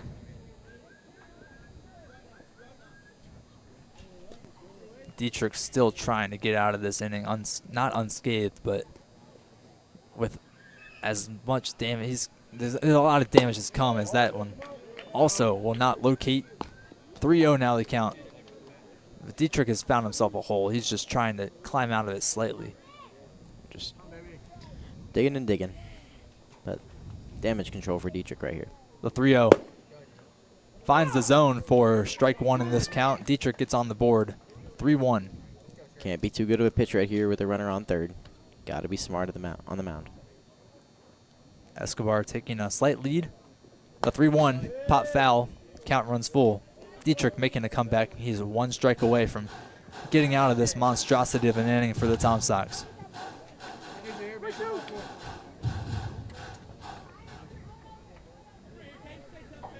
Chrisman so far today has gotten on base by walks and singled in the 4th inning. The 3-2 to him. Down and into the dirt. And he'll walk to first base. The inning extends for the Cavaliers and for Tristan Dietrich. Now, the 9th batter of the inning up to the plate, Donovan Mitchell, who got the 3rd out via a strikeout last inning. Now up again for the 2nd time in 2 innings. Close to hitting around with Burrows awaiting on deck. Not something you expect to come up a 2nd time in an inning. Yeah. Runners on the corners for the Cavaliers. The first pitch to Donovan Mitchell from Tristan Dietrich. Low and away for ball 1. Just focus on the batter here for Dietrich. The runner on first doesn't matter. Attack the guy at the plate. Don't worry about the guy on third. Don't worry about the guy on first. Throw some strikes. Dietrich looking to do that here. The 1-0 finds the zone, evening the count at 1.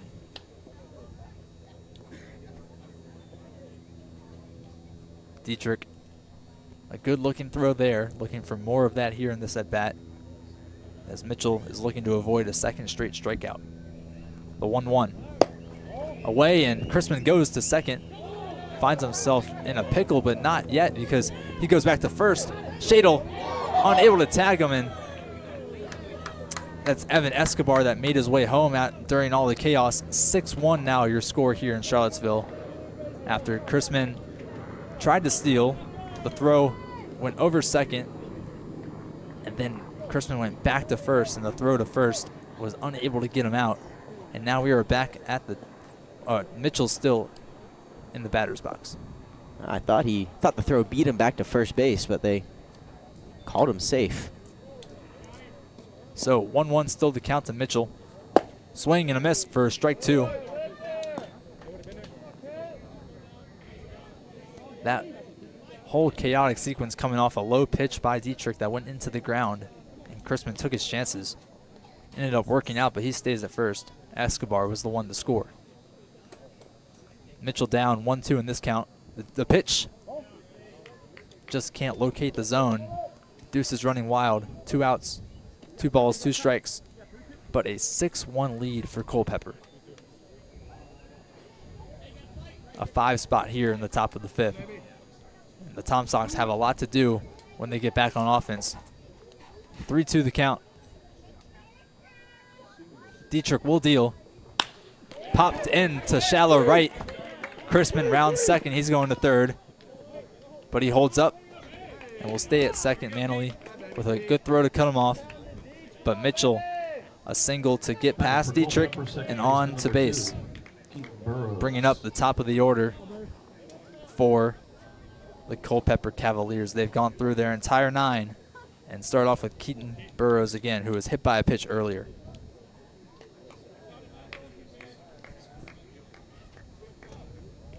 They brought Dietrich in with 1 out, and at first, he retired his first batter. Looked like it was going to be an easy get out, but it has since become a tough task. The first pitch to Burrows, swing and a miss. Dietrich gets ahead early.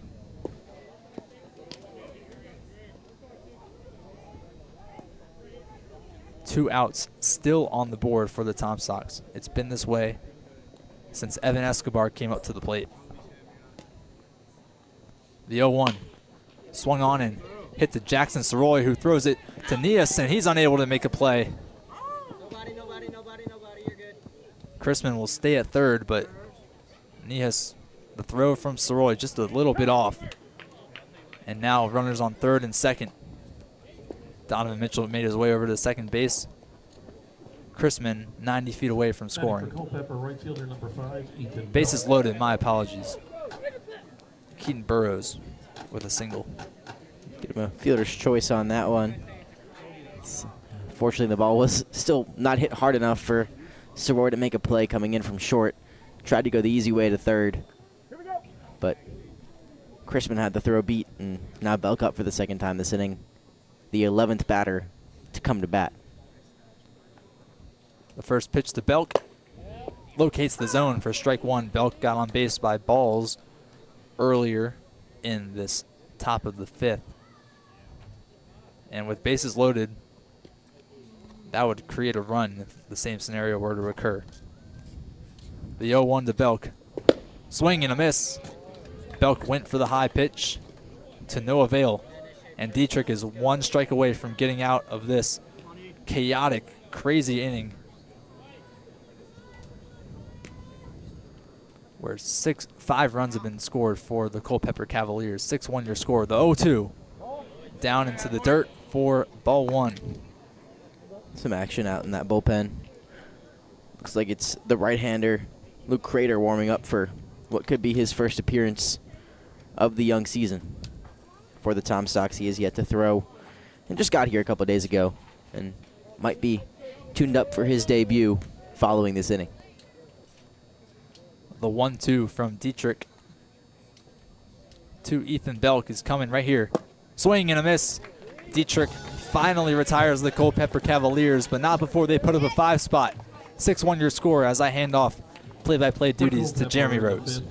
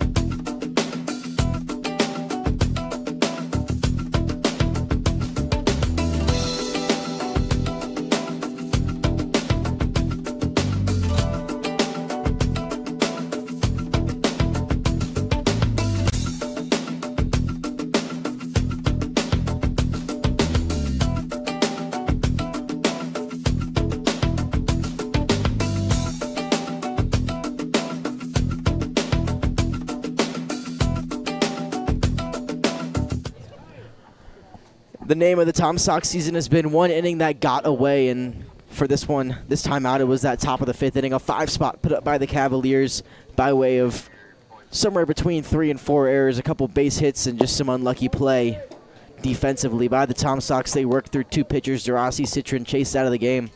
Dietrich only able to retire 2. He might be done for the day. And now the offense has to get things rolling for the Tom Sox, but it's the start and the top of the order. Kyle Langley at the dishes. That one's poked into right field. Settling under that for what's now his 6th put out of the day is Max Malessa in left field. But it'll be Langley. Now Hudson Luderman up to the plate. He's 0 for 2 on the day with 2 flyouts and a big deficit early for the Tom Sox. A big deficit indeed. They really need some offense in this inning. They need offense quick. 5 runs is not impossible. We've seen them make it up. They made it up against Waynesboro, but were unable to fully complete the comeback. We'll see if they can here today. As Luderman's going to put that one down the left field line, and it'll get out of play for a long strike 1. Luderman a fly out to left and a fly out to right in his 2 plate appearances in the 1st and 3rd innings. Ed Wagner made solid work through his 3 innings and turned it over well to Mason Breton, who pitched an effective 4th inning. And now with 1 out into the 5th, he throws that one and misses for ball 1 to even up the count. Luderman, a hard guy to get out of the batter's box.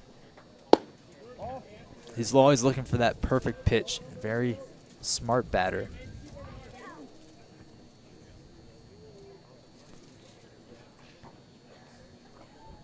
Breton will now deal. Outside. 3-1 count now in favor of Luderman. It's another thing the Tom Sox are going to have to lean on is a little bit of pitcher error here from here on out. Free passes are a big way to get back into the game. As that one is going to be poked up the middle, and the play will be made on a clean play from Escobar at short to retire Luderman for out number 2. Batting for your Tom Sox, the shortstop, number 18, Jackson Soroy. Soroy, guy that's been walked already twice today. Looking to get on base one way or another. 0 for 0 on the day for Soroy. Recorded his 4th and 5th walks of the day. That one breaks his bat, poked towards first base. There in time, and he takes it himself. Is Motley at first, and that's a quick 3 up, 3 down for the Tom Sox offensively. They'll come back out defensively, looking to hold off what might be some more trouble here as we head to the top of the 6th from Charlottesville.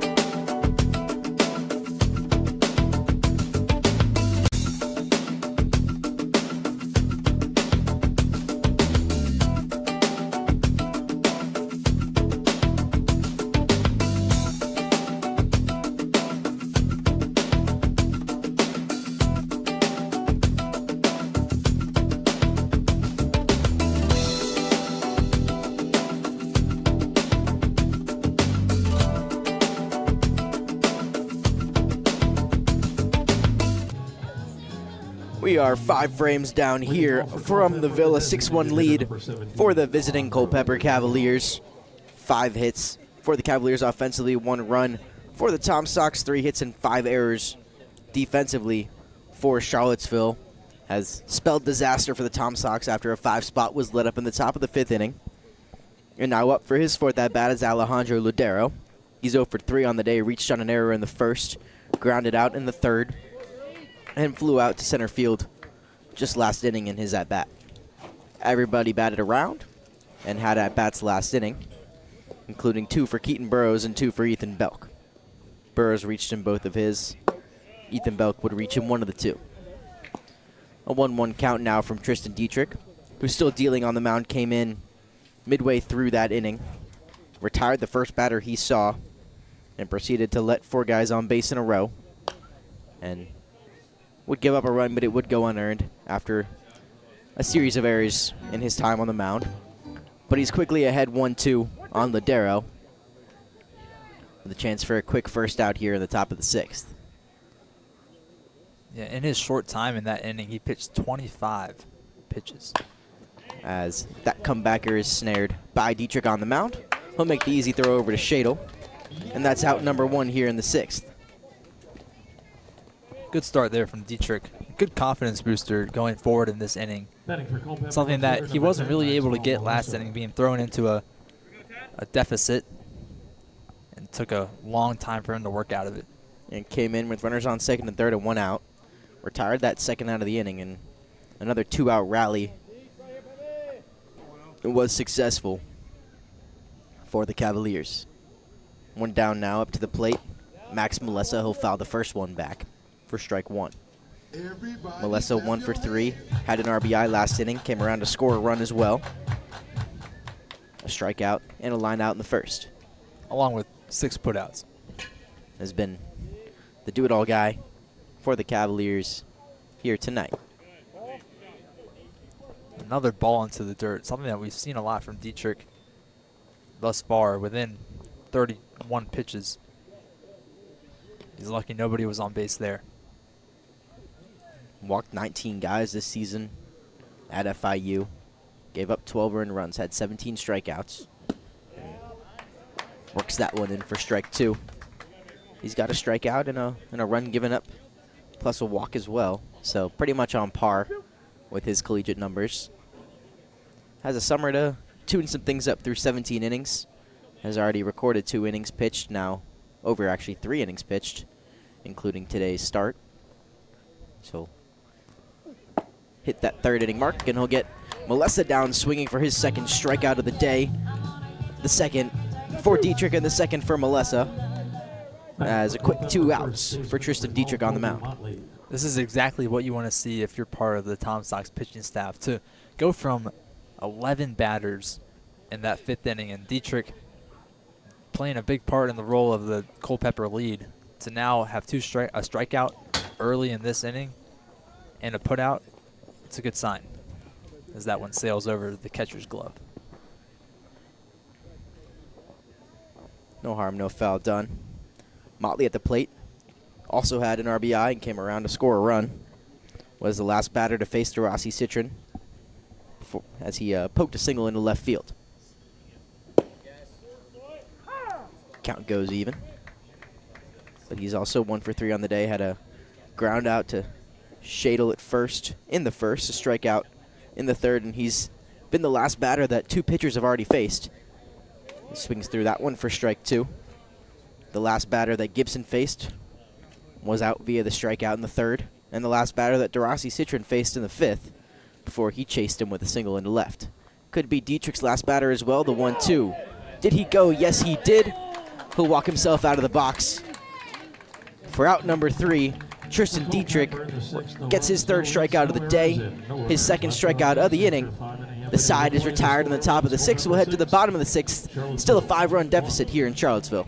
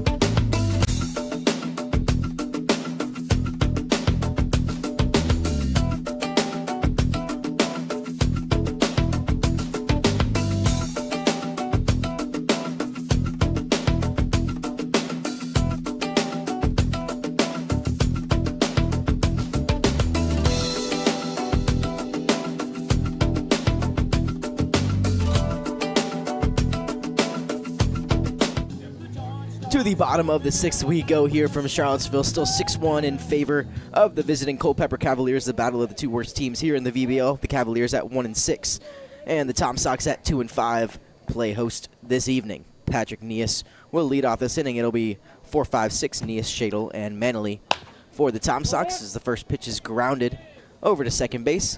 There in plenty of time is Burrows, but his throw goes wide, and Nias is on via the error from Burrows at second. Now the leadoff guy on base for the Tom Sox might just breathe some new life in to the Charlottesville dugout. Tanner Shadle now up, nobody out, runner on first. That's exactly what you need if you're the Tom Sox. Just free passes or errors that'll let you get on base without having to do much work at all. So Nias on first, Tanner Shadle now. Been clutch for the Tom Sox all year. Of course, we're only 7 games in, but he has been just about the most clutch player in this lineup for Charlottesville. Someone that's that good in that many areas of sports is bound to be clutch. He's just got a knack. He's got that clutch gene. Shadle down 0-1.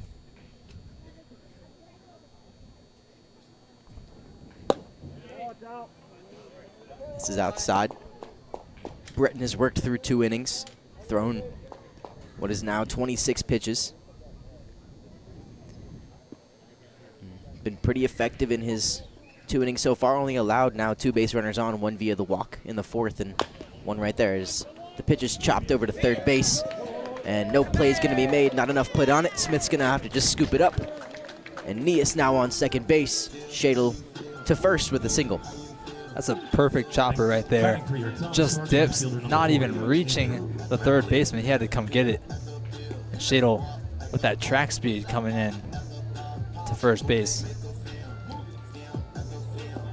However, it can work for the Tom Sox here in this one. The Cavaliers capitalized on some errors, as this might be it for Breton on the mound.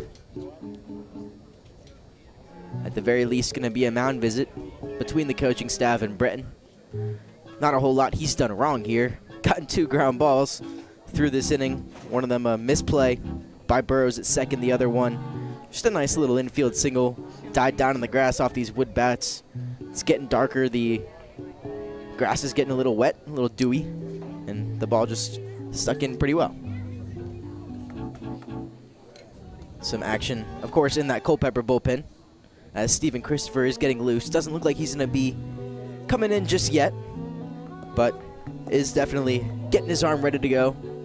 A right-hander will start his warm-up as home plate umpire Ben Robertson will break up the mound visit, and everybody will head back to their respective spots.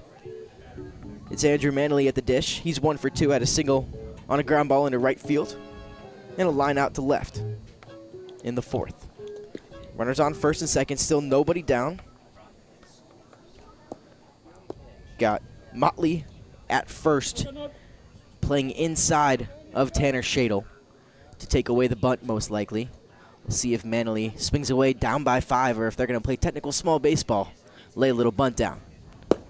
First pitch low and away, ball 1. Big lead from Nias over there at second. A favorable situation that Manley is stepping into. He kind of has free reign of whatever he wants to do with the bat here. Like you said, bunt. Maybe try and hit it into the outfield. Swings and misses that one, but it gets to the backstop. And now got runners on second and third. Nobody out. So the bunt happens without Manley having to put a ball into play. He'll swing and miss at that. The count goes even. But now it's runners on second and third, as Crispin goes to talk it out on the mound with Breton. Breton hasn't done poorly for a guy that had a 34 ERA in his 1 game pitched in college. And also as being more of a hitter and an outfielder, he's somebody that you wouldn't expect to, only let up 1 run through 5.5, 6 innings. Well, he's thrown his 2 so far today. That first run, of course, went to Wagner, who started this one. Oh, of course. But Effective outing nonetheless for Breton. That one's poked up the middle. That's going to get through. Coming home to score is Nias, rounding third with no throw is Tanner Shadle. That's an RBI single up the middle for Andrew Manley. His hot season continues. The Tom Sox cut the lead down to 3. The absolute perfect start for the Tom Sox. No outs, 2 runs scored, a runner on first, and now Gian DeCastro, who has gotten on base twice today and got his first hit. He's got to be feeling on top of the world, and a good position to put him in here. DeCastro, 1 for 1, gotten on base both times, had a walk and a single. Productive day for the third baseman. First pitch misses outside. Gian is a battler. We saw him wait and wait and wait for the pitch when he ended up getting his first hit. No shocker if he does the same thing here. 1-0 count. Pitch misses down low. The pitch gets to the backstop. Sneaks under the glove of Chrisman to second base with ease is Andrew Manley. So the Tom Sox have really not had to do much. Just 2 hits here, but they've already gotten 3 runners in the scoring position, and now you have a second one, or your third one at second here. Manley off of second now. Pitch misses up high for a ball. It's going to make the count 3-0. Really, really in DeCastro's favor now.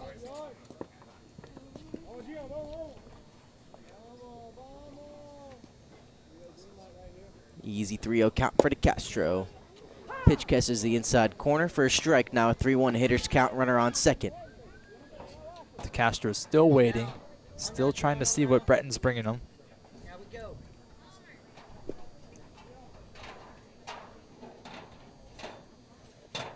Going to be looking for his pitch right here. Manley off of second. A 3-1 count to DeCastro. Pitch misses outside, ball 4. That's a walk for DeCastro. Runners on first and second, and we're going to get ourselves a pinch hitter. It's number 2, James Nunnally, at the plate. Nunnally, so far this season, hasn't had much time. A player last year with the Tom Sox has played and started in 1 game this year, batting .200 with 1 hit and 5 at-bats, a run and an RBI, along with getting on bases by balls in his last time out. He's the only MLB draft pick position player on the Tom Sox, a 14th round pick by the Milwaukee Brewers. Of course, declined and decided to go to college instead. Played his first season at the University of Virginia as he puts that one into right field. Manley will round third. Here comes the throw in. It's going to be cut off. Going to third base is DeCastro. He's in there safely. An RBI pinch hit single for James Nunnally. Runners on the corners. The Tom Sox are back in it, just down by 2. Absolutely huge. Still no outs here for the Tom Sox, and they have really gotten this game back into a favorable position. Only down 2, and you've got runners on the corners with J.D. Wolf coming out to bat. Big single into right field, and that looks like it's going to be the end of the outing for Mason Breton on the mound. Whole last 2 innings, as this will be the end of things for him. Coming out to pitch will be the right-hander. Going to be Stephen Christopher out onto the mound, and we're going to get another pinch hitter when Christopher comes back from his warm-ups, and we'll see you right back here from Charlottesville.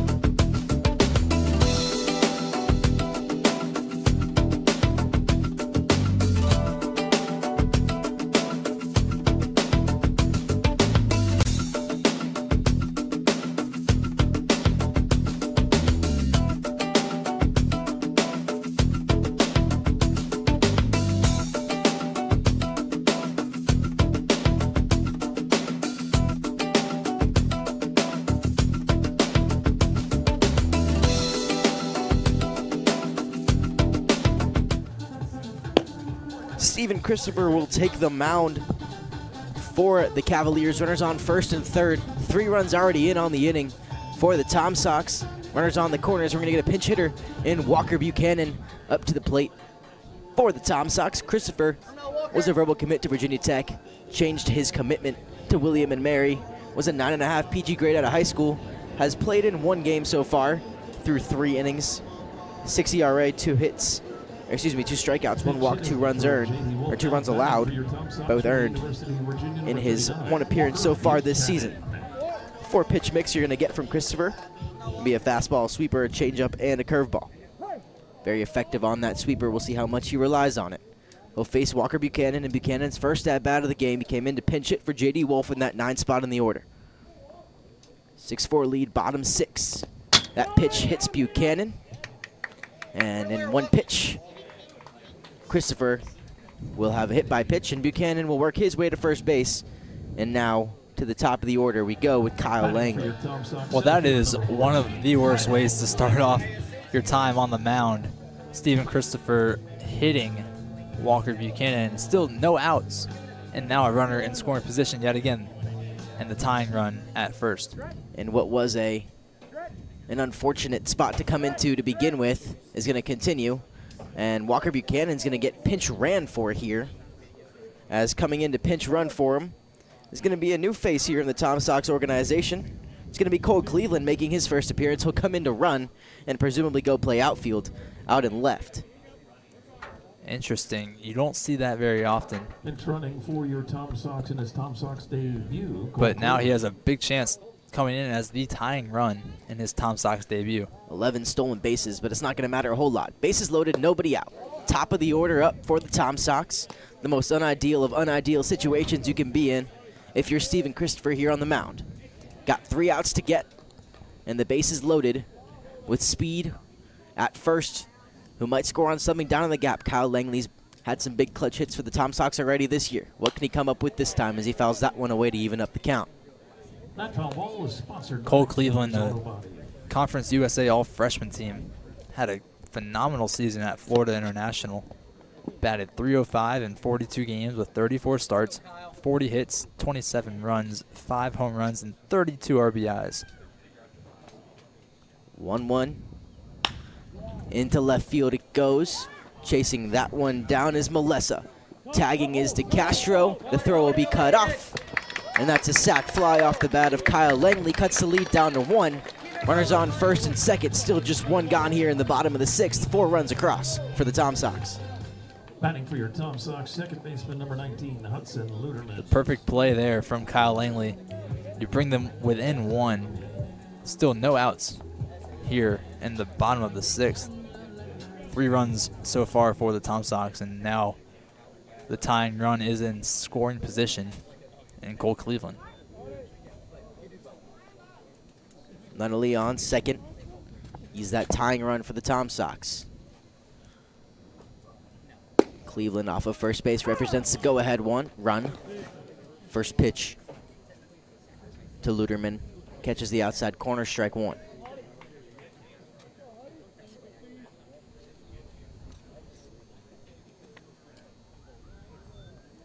Luderman able to do just about whatever he wants here this at-bat, as Nunnally's going to steal, and he will be there in plenty of time.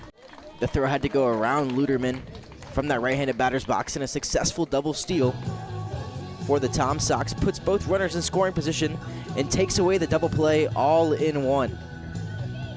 Something we haven't really seen a whole lot from the Tom Sox before this game has been effective small ball right there. As we're now going to get the infield in here with the tying run off of third base. Anything on the ground is going to be an immediate throw home. Nunnally might be going on first contact. Got plenty of speed off at third. You just saw it from the stolen base right there. The 0-2 misses down low to Luderman. Now 1-2. this game and really the whole season has been a testament to the Tom Sox resiliency when they found themselves down. Apart from the Harrisonburg game when they lost 9-1 in the first game of the season, they've really been able to come from behind, sometimes take a win, sometimes not, but nonetheless, the comeback kids are starting to become a real name around here. Luderman's going to sky it up towards the left side of the infield. Calling everybody off and making the play is Smith on third. An unproductive out right there from Luderman. Now 2 gone, and the chance for Christopher to get out of this one with only allowing 1 additional run since he's came in.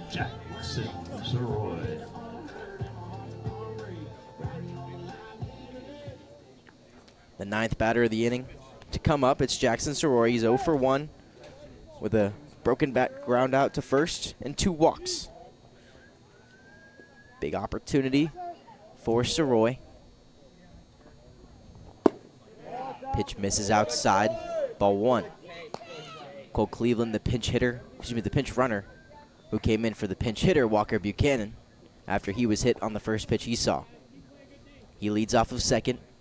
James Nunnally leading off of third. He came in to pinch hit for the catcher, Jackson Tone. Soroy foul tips that one. Strike 1.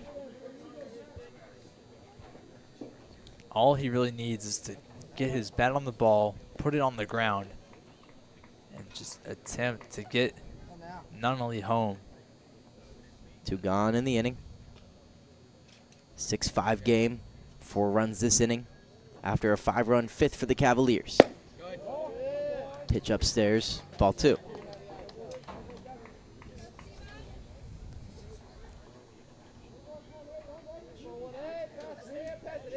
Soroy already working 2 walks today, on his way to a 3rd. Very smart batting from the UVA man. 2-1 pitch just misses the outside corner for ball 3. Big hitters count for Jackson Soroy. See what Christopher attacks him with. Don't want to give him anything too good here. Wouldn't be the worst case scenario to load up the bases, though, with 2 outs. Nias, a powerful hitter at the plate, but bases loaded gives you the force out anywhere. The 3-1.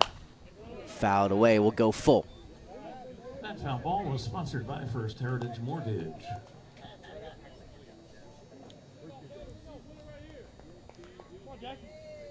Soroy lives for these kind of moments. You know, you grow up, you go to UVA. On UVA night, he has a chance to send the tying and leading run home after being down 6-1. 3 hits on the inning. Pair of walks and an error. Done the damage. The 3-2 pitch goes with the curveball. Misses up high. Bases loaded. Now Pat Nias with a chance to do it all right here for the Tom Sox. We've officially gone around the circle, Jeremy. We have made it around the order. So now both teams have hit around in an inning. We thought it was unusual, you know, seeing 11 batters in the top of the 5th, and now the Tom Sox have a chance to do similar to that. As Nias puts that one out into left field, going back towards the track, back to the wall, and it's out of here. Patrick Nias, a go-ahead grand slam in the bottom of the 6th inning. The Tom Sox are back in business and back on top here in the Ville.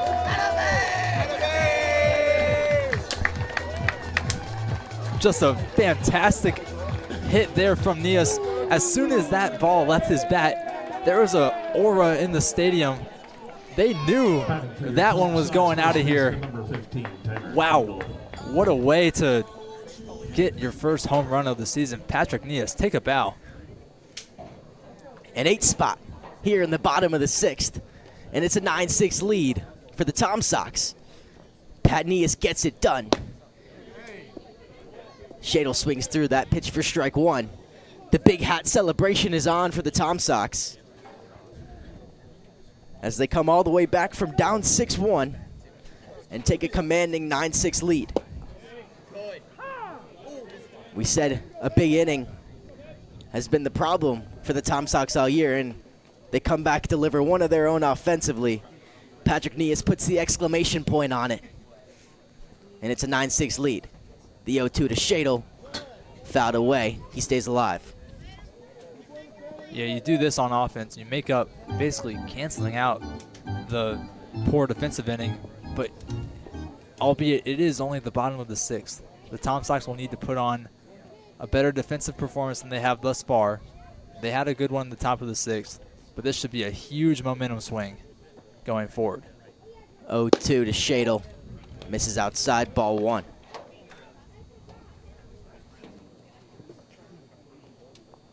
It's not often that you see a grand slam, and what a big shot from Patrick Nias. The 1-2, and DeShadle swung on and missed. That'll finally end this inning. 11 runners come to the plate. 8 come across to score. Patrick Nias delivers the go-ahead grand slam. Tom Sox 9, Cavaliers 6.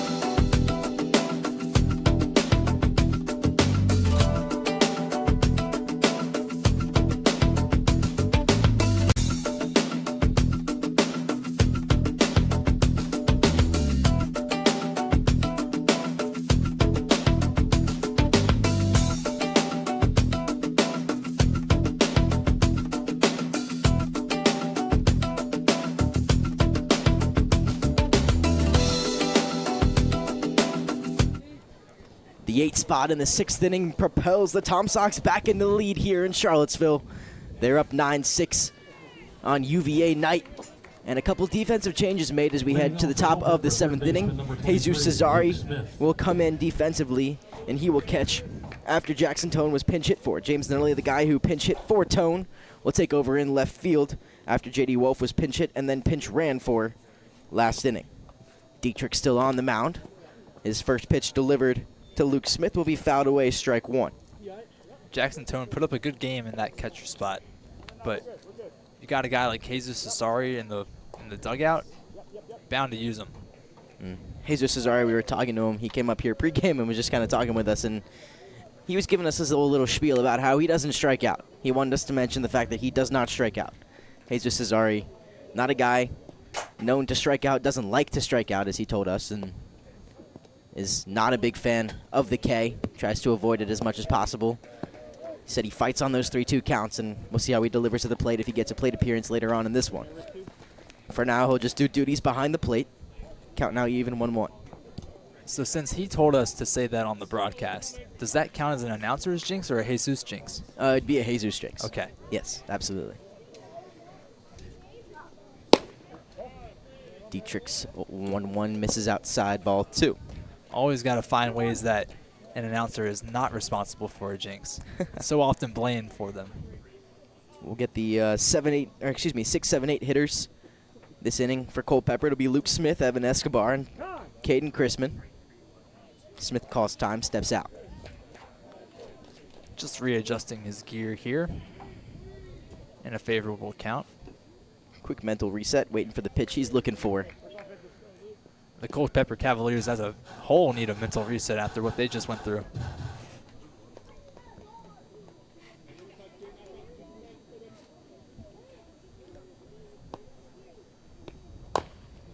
Cleveland fouls that one straight down. Strike 2. An 8 spot in an inning is very rare, but we have seen 2 of them so far this season. The first one in the Tom Sox favor. Dietrich still on the mound here. Still action in that Tom Sox bullpen. And a swing and a miss. Dietrich sits him down, his 4th strikeout, his 3rd strikeout in a row. And Dietrich working on the mound, strike out and out number 1 here in the top of the 7th. Fantastic start there from Dietrich.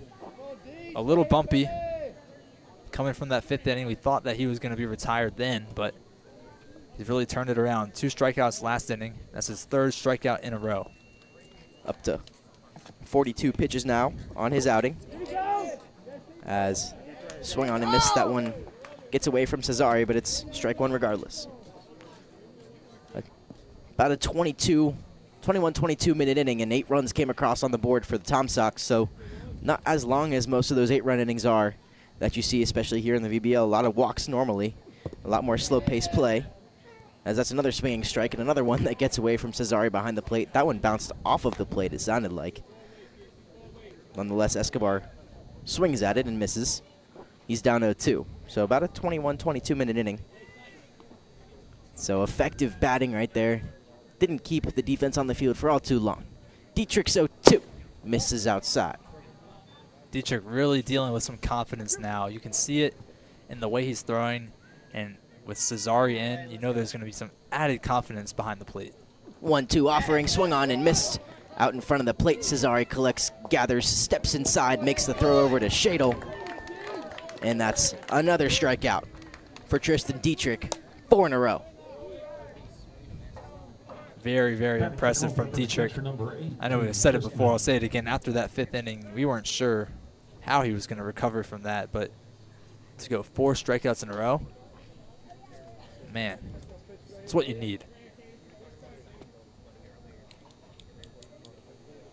Now Caden Chrisman at the plate. He started every 2-out rally, and every rally, as that one catches Cesare.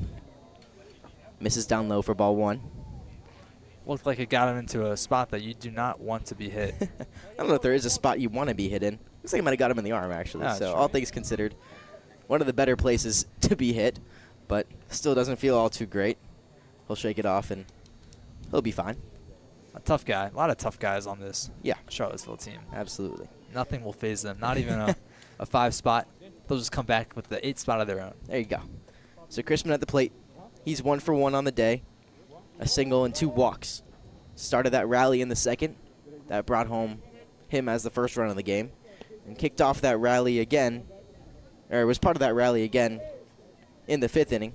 Didn't come around to score that time through, but still did his job.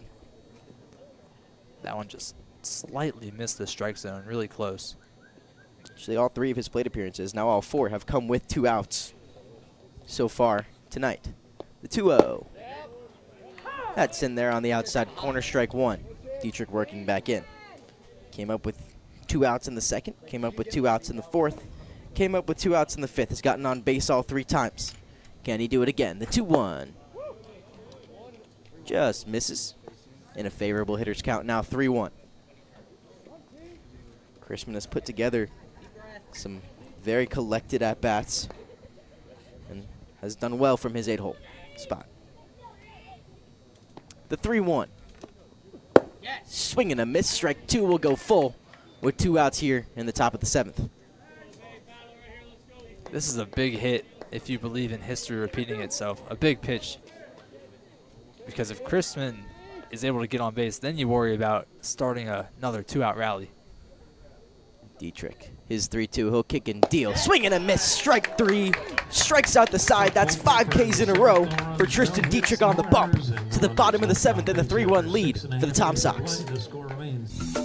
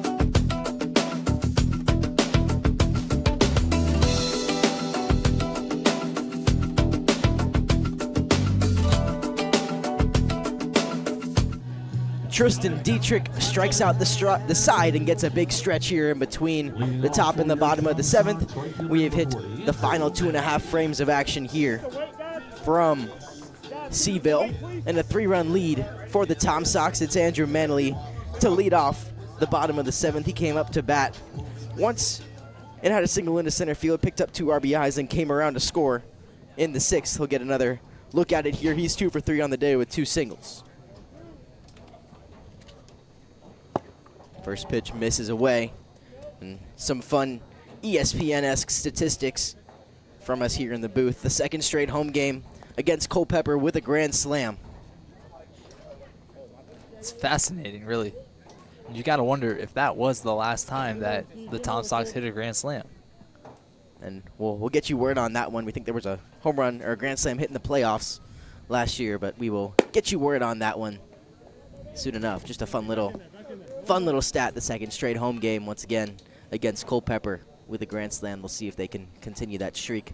I believe we're back here against Culpeper in a week and a half's time, somewhere around next weekend. They do play Culpeper again, but in Culpeper on Friday, as I mentioned, I think, at the start of the broadcast. So these 2 teams will face off again, and we'll see who it has to be a revenge game for, Manly in a 2-1 favorable count.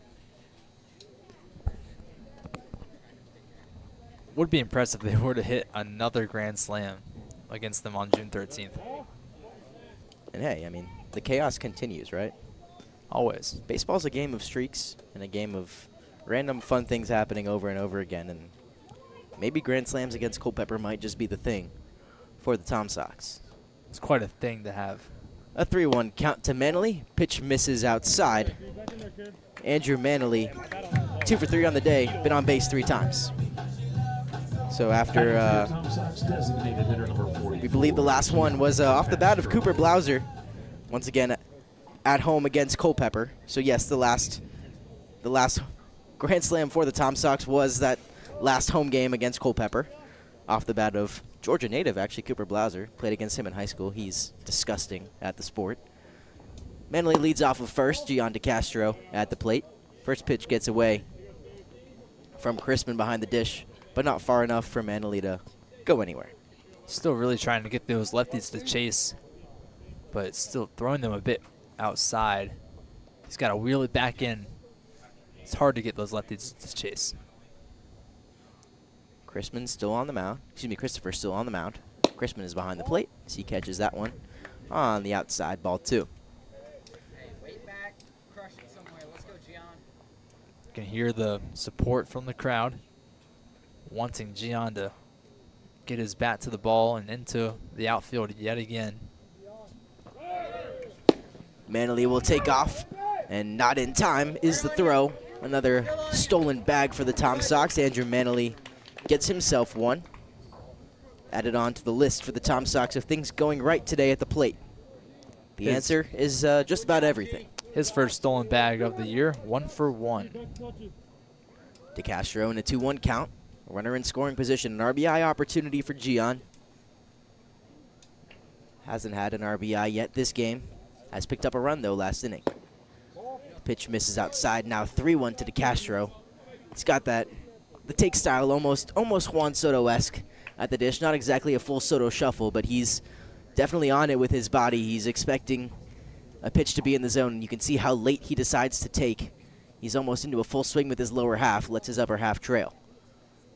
The 3-1 offering to DeCastro.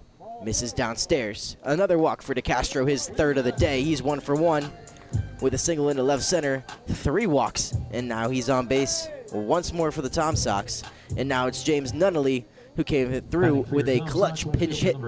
At the time, what was a clutch? It, evened up the game, I think, or at least brought the Tom Sox back to within striking distance. He then came around to score on some party of a grand slam, I guess.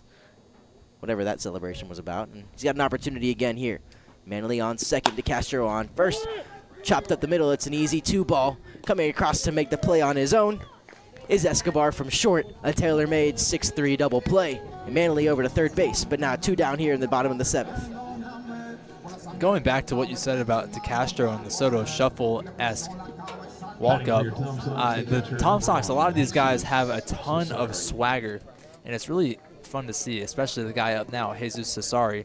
We got to talk about what he did down in Waynesboro, I believe, with the finger wag as he was balked to first base. If he senses a weakness in the pitcher, he will step out of that batter's box before the pitch reaches the glove. And it is fun to see. Refers to himself as the as Poppy, and it's a fun time when you get to hang out with the guy. That one gets away from Crispin behind the plate, bounces up behind him, and up easy to score is Andrew Manley. Tom Sox take a 4-run lead. Well, we said it before the start of the 8 spot. They needed some pitcher error, some catcher error to really get back in this game, and they're still getting it. Now 4 runs up. No lead is too big here in the VBL, as we've just witnessed earlier today and have witnessed on multiple occasions already this year. Cesari at the dish now with a clean slate. A 2-0 count, 2 gone, nobody on base. Gets the pitch right there, fouls it away to the right side. So far this season, the Tom Sox, when scoring in double digits, are 1-0. There you go. Where was that win? That was at Waynesboro. So the aforementioned Jesus Cesari shuffle with finger wag. There you go. The Cesari shuffle. The 2-1 pitch to Cesari. Count goes even after it's fouled away to the right.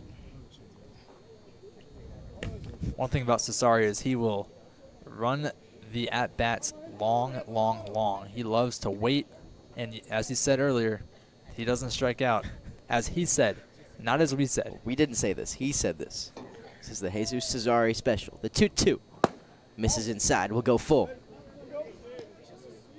Cesari, the guy who, when he steps out of the box, he doesn't look down or anything. He's going to stare you down on the mound. And his goal is to get into your head as much as possible with a 5'8" frame. You got to pitch to him, and he's not gonna go chasing. The 3-2. On the outside corner. Cesari goes out looking. That's his first strikeout of the season. The second strikeout on the day for Stephen Christopher. And that'll be the end of things here in the 7th. 1 run comes across. No hits, 2 walks, no errors, and no one left on base. Will head to the 8th. Right here from the Ville.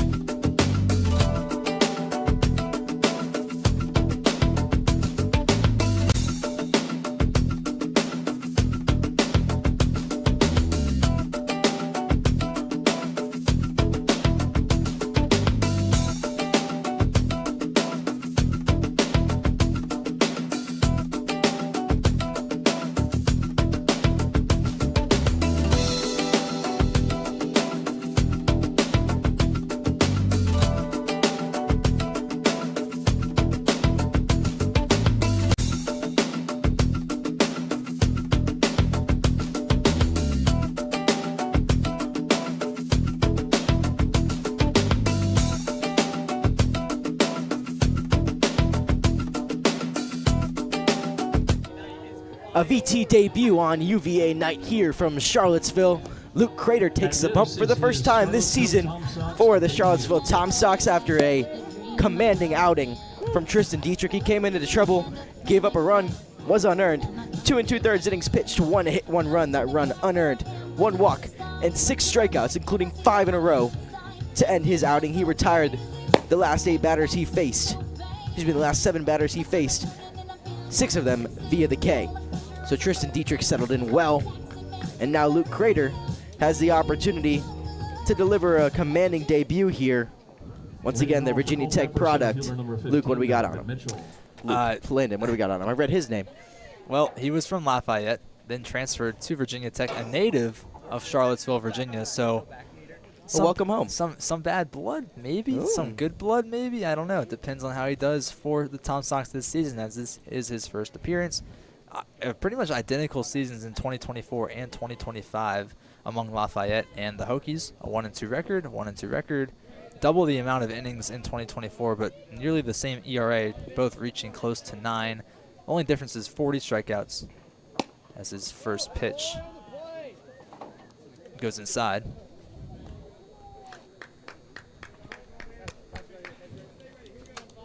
But he had 21 strikeouts compared to 17 walks last season for the Hokies and 18 earned runs, which was half as much as he was for Lafayette. Pitch misses way up and inside, ball 2. Donovan Mitchell at the dish against Crater, his first at-bat right here that he gets to face as a member of the Charlottesville Tom Sox. Donovan so far today, 1 for 3, reached on an error in the second, struck out in the fourth, and had a single in the fifth. I'll take that one for strike 1. Still ahead, though, with Keaton Burrows, the leadoff batter, waiting on deck.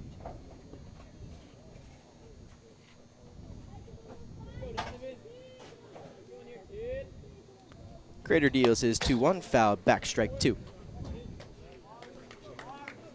Crater finding his rhythm here now after 2 very inside pitches to begin with. He's found the zone back to back.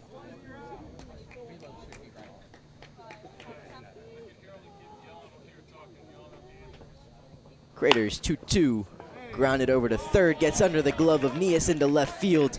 Leadoff single from the 9-hole. Mitchell Donovan, he's now 2 for 4 on the day. Keaton Burrows comes up to the plate with nobody out and a runner on first. Yeah, unfortunate. We've seen a lot of those from Nias, but the thing is, we don't really need to talk as much about Nias' defense after what he did in that bottom of the I think sixth. he's all but made up for it with the things he's done with his bat so far today. Absolutely. You can't do anything better than that. We say that now. Maybe we'll see some more magic later on here today. I believe Nias is due for another at-bat sometime soon. Burrows will swing through the first one, and Cesare blocks it up well. That's one of his greatest traits being a catcher, Cesare, is the blocks. Rarely do you see a low pitch or a high pitch go to the backstop when Cesare is behind the home plate. Blocked up well so far today. Seemed kind of as a runner goes, hit and run. Nias, that's going to get under his glove once more. Into left field it goes. Not an error, a base hit, but something maybe Nias should have snagged as he tried to make a sliding play. Unfortunate there for Nias. It's been unlucky for him tonight. He's bound to get one. And when he has, it's been good and gone straight to Shadle's glove, but waiting on that to happen here in the 8th. So back-to-back singles to lead off the inning. Gotten 2 ground balls, though, so an effective start from Crater. He's done well. A guy that will definitely be more effective next season with the Hokies as they are clearing out their pitching staff. He gets the deal now to Ethan Belk, who's 1 for 3 on the day. Had a single in the first, 2 strikeouts, and reached on a walk, came around to score, was the 3rd run of the game offensively. Tomlin's going to come out and talk to Crater. Some motion in the bullpen. Looks like it might be Jason Band getting loose for the Tom Sox in the pen. And we'll see if it's a super short leash for Crater. Interesting move from Tomlin if he does pull him here. Got 2 ground balls, did his job, just plays couldn't be made. They found the holes. And we've gotten the opposite that you see usually. So he's going to keep him out here in Crater's first start. But not the usual thing you see. You usually see some hard-throwing righties and usually a little bit less velocity from the left side. But so far today, for the Tom Sox, it's been JT Gibson who topped out a little over 90. Tristan Dietrich, who sits right around 90 miles an hour. And Eli DeRossi Citron from the right side, along with Luke Crater right here, who sit kind of mid-80s. Some more velo out of the right hand of Crater from his 6'5" frame than you see out of the, I think, 5'11" DeRossi Citron. But either way, not the usual. Usually see some heat from righties and a little bit less from the lefties. But here's that first offering. The second offering into Belk. Will miss for ball 2. Blocked up by Cesare behind the plate. Belk so far today, 2 strikeouts, but a single and a base by ball. So he's done what he's needed to, but also not the best day, not the most consistent day that he would want. Runners on first and second, nobody out. Crater still yet to find a strike this at bat. Was pitching to contact through the first 2 guys, hasn't found the strike zone against Belk so far. Burrows off of first, Mitchell off of second. The tying run on deck for Culpeper. Finds his own with that one, now 3-1, big hitters count.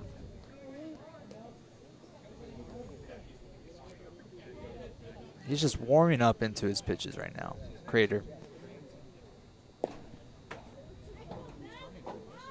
Crater readies, the 3-1. Swung on into the air, it goes out towards center field. Langley going back towards the track. He makes the play on that track.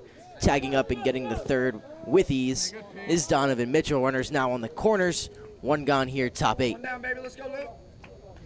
Good track down by Langley. That one looked like it may have had enough to squeak its way over the fence, but Langley said, not today. Hung up just enough air under it. Powerful swing there on the 3-1 count, though. Caused some trouble.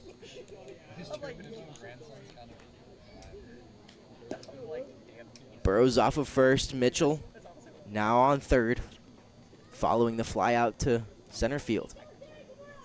Up to the plate, the 3-hole Alejandro Ladero. 0 for 4 on the day. Pair of ground outs as he takes that one square in the back. That'll load up the bases with 1 gone.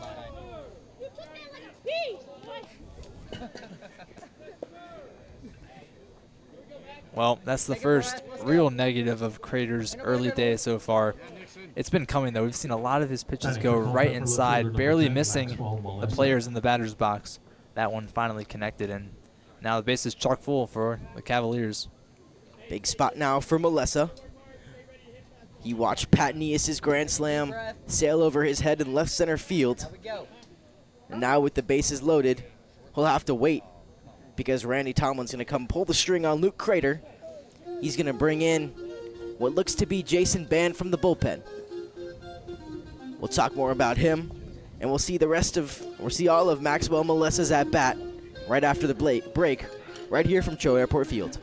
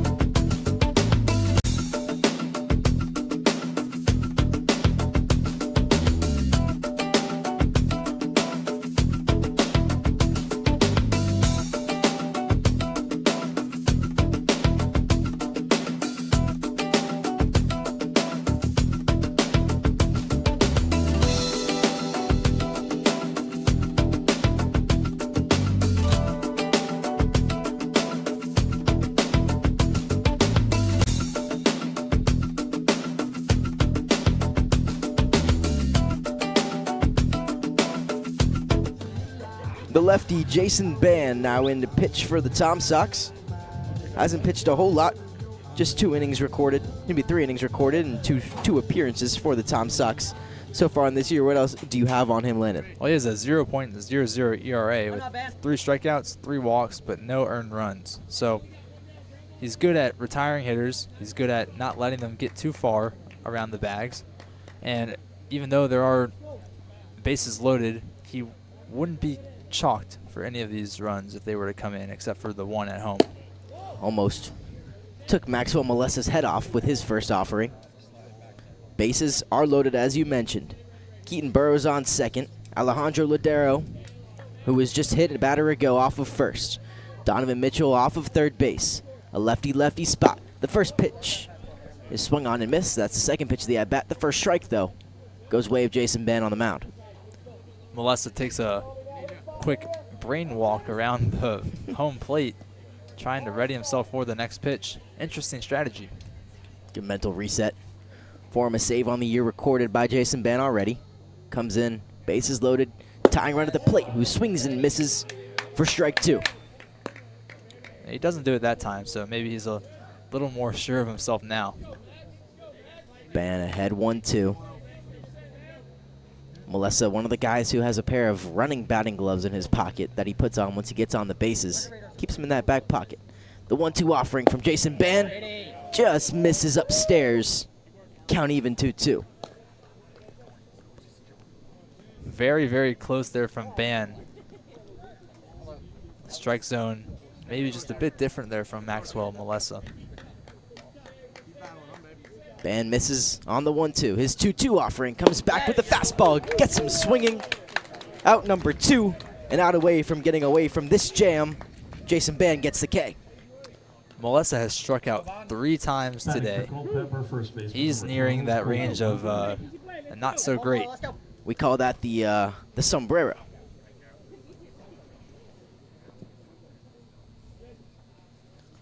So 3 for Molesa. And now it's Colby Motley. Takes that one for strike 1. Cesari looked to backpick there with 2 outs. Tanner Shadle nowhere near first base, as he shouldn't be anywhere near first base with 2 outs here and the bases loaded. No need for a sneaky backpick there. Cesario is excited to cause some action, though. He's good at preventing the backstop. He's good at the putout. And you always see him stepping right up. He's always ready to throw. He wants the back pick so badly. Not the opportunity. Not the spot for it. Shadle's not going to bite. I don't see him going anywhere at first base. Trying to make up for the called strikeout earlier today after he said he doesn't strike out. Something like that. 1-1 count. Ban and out away. Misses upstairs, ball 2. Base is still loaded. There's a pair of singles under the glove of Pat Neas at third. And then a hit by pitch. And that chased Luke Crater out. He's responsible for those, for all 3 guys on base. Jason Band looking to shut the inning down. The 2-1 pitch. In there on the inside. Strike 2. So far, Motley has struck out twice. Had a RBI single that resulted in 1 run coming home and then a putout in the first inning. Looking to do something here. Single should score 2. The 2-2 pitch from Band. On the outside, just misses. And we'll run full here. Jason Band was put in an unfavorable position. He's 1 strike away from digging out of a huge hole, with the tying run being at home plate. Expect the fastball. The 3-2 pitch from Band. Swung on and missed. Down on a knee. Jason Band gets the K, his second of the inning, gets out of the jam. To the bottom of the 8th we go, a 4-run lead for the Tom Sox. 3 runners left.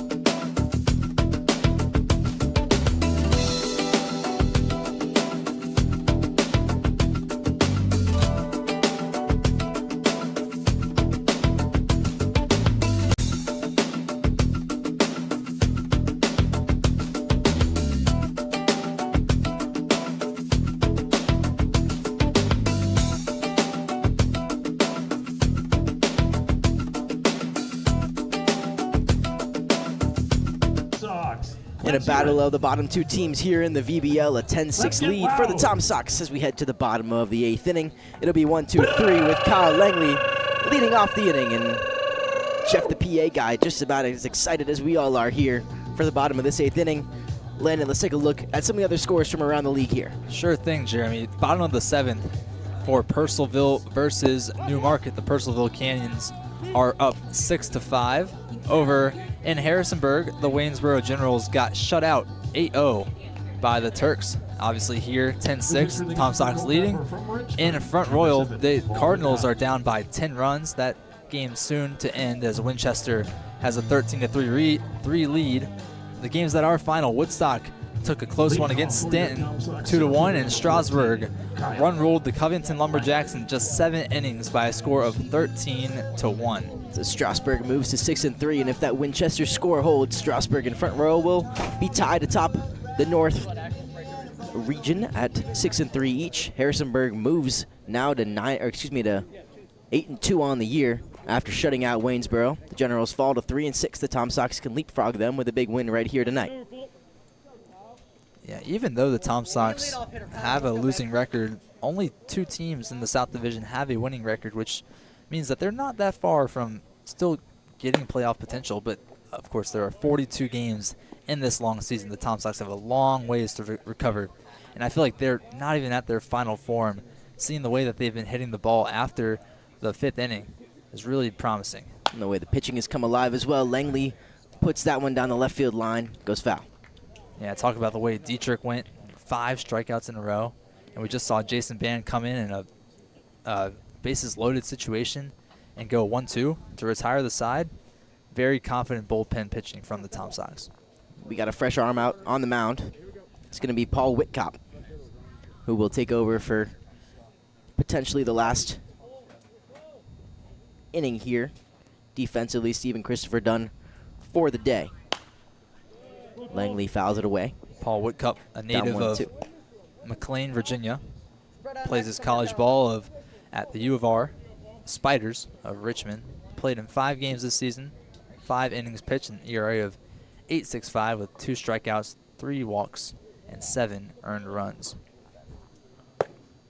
Pitch misses low and away. He started this season on June 4th. Started 1 game, 3 innings pitched, 0 for his ERA with 1 strikeout. So a pretty good start to his Culpeper Cavalier career.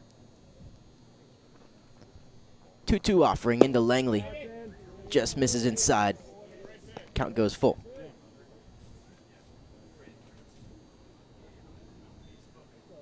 Langley so far today, a single and a sac fly RBI.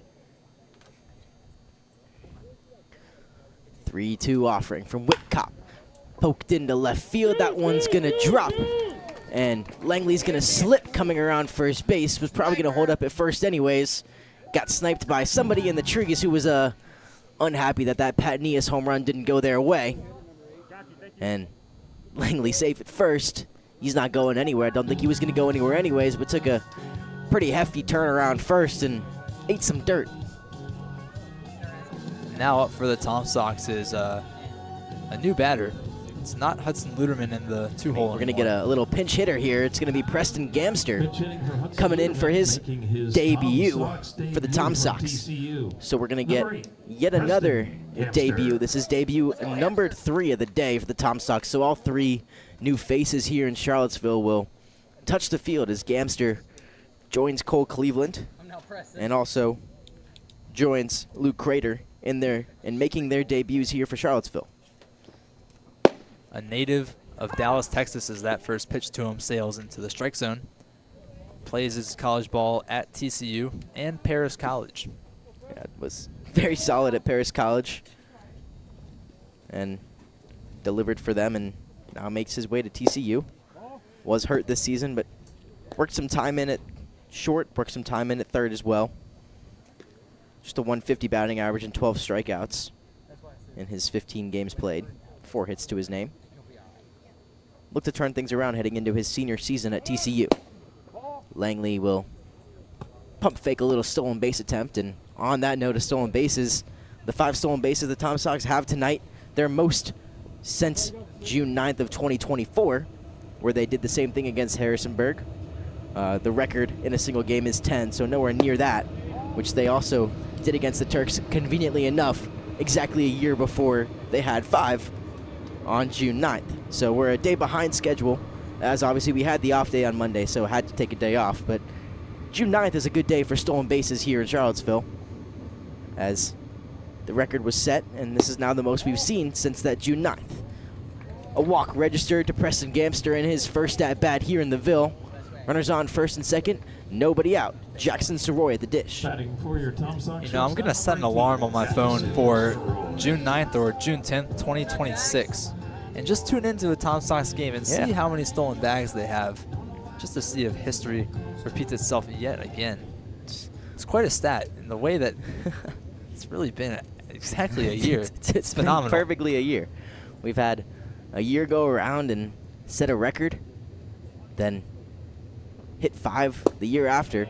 Soroy swings and misses at the first offering, hit 5 a year after, and then 1 year later brings us to last night where we had the Monday off. So that means we will play on June 9th of 2026, and there will be a game played, and the Tom Sox will steal bases that day. Don't you worry. Still at least 5. Soroy squares to bunt, pulls back in there for a strike. Down 0-2 now is Soroy. Won't be bunting here. Interesting little small ball attempt there, trying to provide some more cushion. Still a big 4-run lead for the Tom Sox. No motion out in the pen. Means it'll be Jason Ban who's going to close things out for the Sox. The 0-2 from Whitcop. Gets in there, called strike 3. Soroy goes down looking. He will presumably end his day 0 for 2 with a strikeout looking, an unassisted play to first, and 3 walks, including 1 run coming around on the grand slam off the bat of this man right here who delivered in the 6th inning. You want to know something even more freaky about those 2 days, Jeremy? The I'm Tom ready. Sox scored 12 runs in each of those games.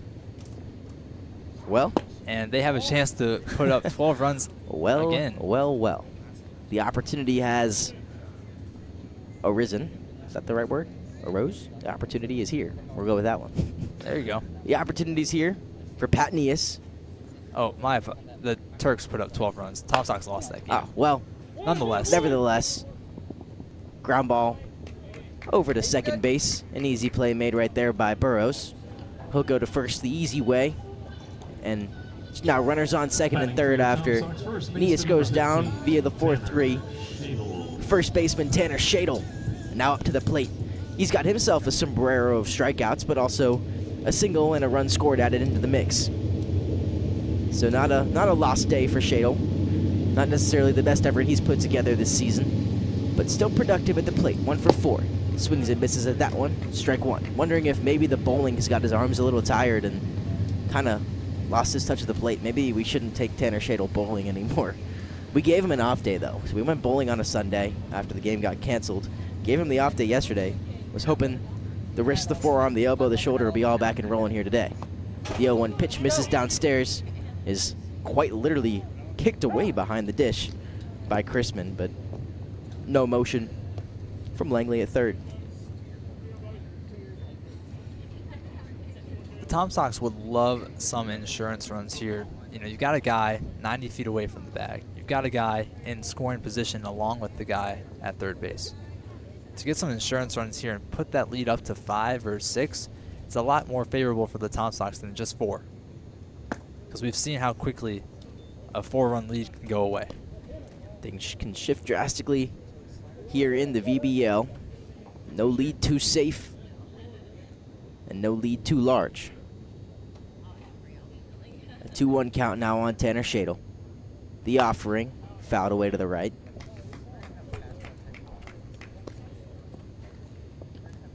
Another thing I want to know is when a train is going by and the Tom Sox hit, what is the most likely result? That's a good stat. We should figure that out. So I wonder if that throws the pitcher's focus off a little bit. Maybe, just maybe.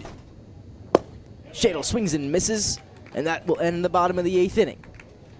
a 4-run lead as the Tom Sox head to the 9th. James Ban heads to the mound for one final frame here from Charlottesville. A 4-run lead for the Tom Sox. We'll see you in the 9th. All right, Sox.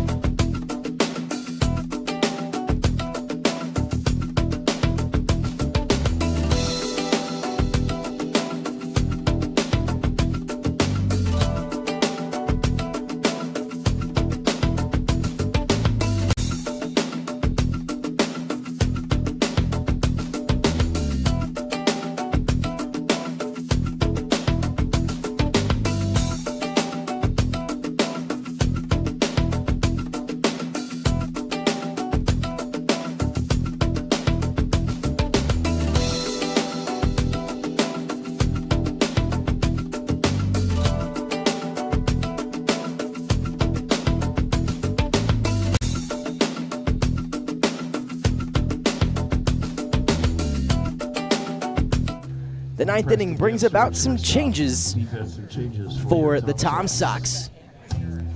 So over in left field, James Nunnally, who was out there earlier, we just forgot to announce him with the introduction of Gamster. He'll take over at short. Jackson Soroy will move to second base, pushing Hudson Luderman out of the lineup, who Gamster pinch hit for regardless. And now Braden Weaver will take over, your very distant cousin, will take over out in right field and push Andrew Manley onto the bench. So 3 outs to go for Jason Ban, as he's the only man with the plan There you go. to end this game. Yeah, sometime soon I need to sit down with Braden and look at our family trees just to see where exactly we cross. It's got to connect at some point, right? Surely. I'd hope so. There's a lot of Weavers, though, That is surprisingly. true. A very large amount of Weavers. Maybe through all this research you find out you're related to Luke Weaver, and that would be cool. Yep. My friends have sent me pictures when the Yankees are playing and saying, I thought you were at Virginia Tech. How are Right. you pitching for And the it says Yankees? L. Weaver. Yeah, it's like, well, hey, 'Cause you're I here. made a couple World Series appearances. Hey, Nothing good for crazy. you. Good for you. Just got hurt, though. Is your arm okay? Or hamstring, whatever it was. I think it was his No. hamstring. For some reason, it just comes and goes. Every couple of days, it just starts to hurt again. Ban now down 3-0. He'll miss upstairs. A 4-pitch walk to Luke Smith, who had yet to reach base before that walk right there. Brings up Evan Escobar, who is also 0 for 4, but he did reach via an error and came around to score. Batting for Culpeper, the shortstop #1, Evan Escobar. You cannot get complacent here if you're the Tom Sox. You've got to put them away. It's something that they've struggled with so far this season. We've had a couple leads Ain't nobody better. 3-7. going into the top of the 9th, most notably one against Woodstock, where they had a 7-4, 7-5 lead going into the top of the 9th, and then all of a sudden it evaporated and they weren't able to pick up the win. It's now 5 straight balls from Jason Ban after he struck out back-to-back batters to end the 8th inning. Struggling with his command here early in the 9th. 6 straight balls. That one gets away from Cesari.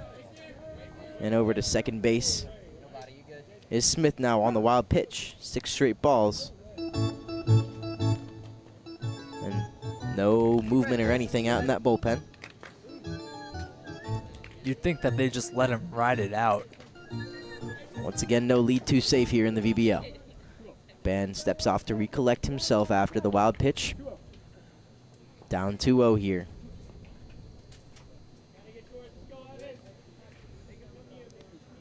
Escobar looking for his pitch.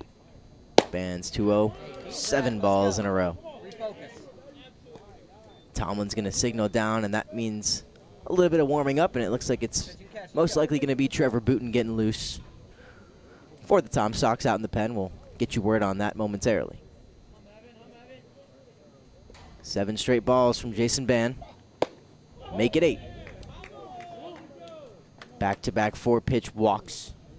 Puts runners on first, second with nobody out. Culpeper, the catcher, number 8, Caden Christie. The tying run now on deck.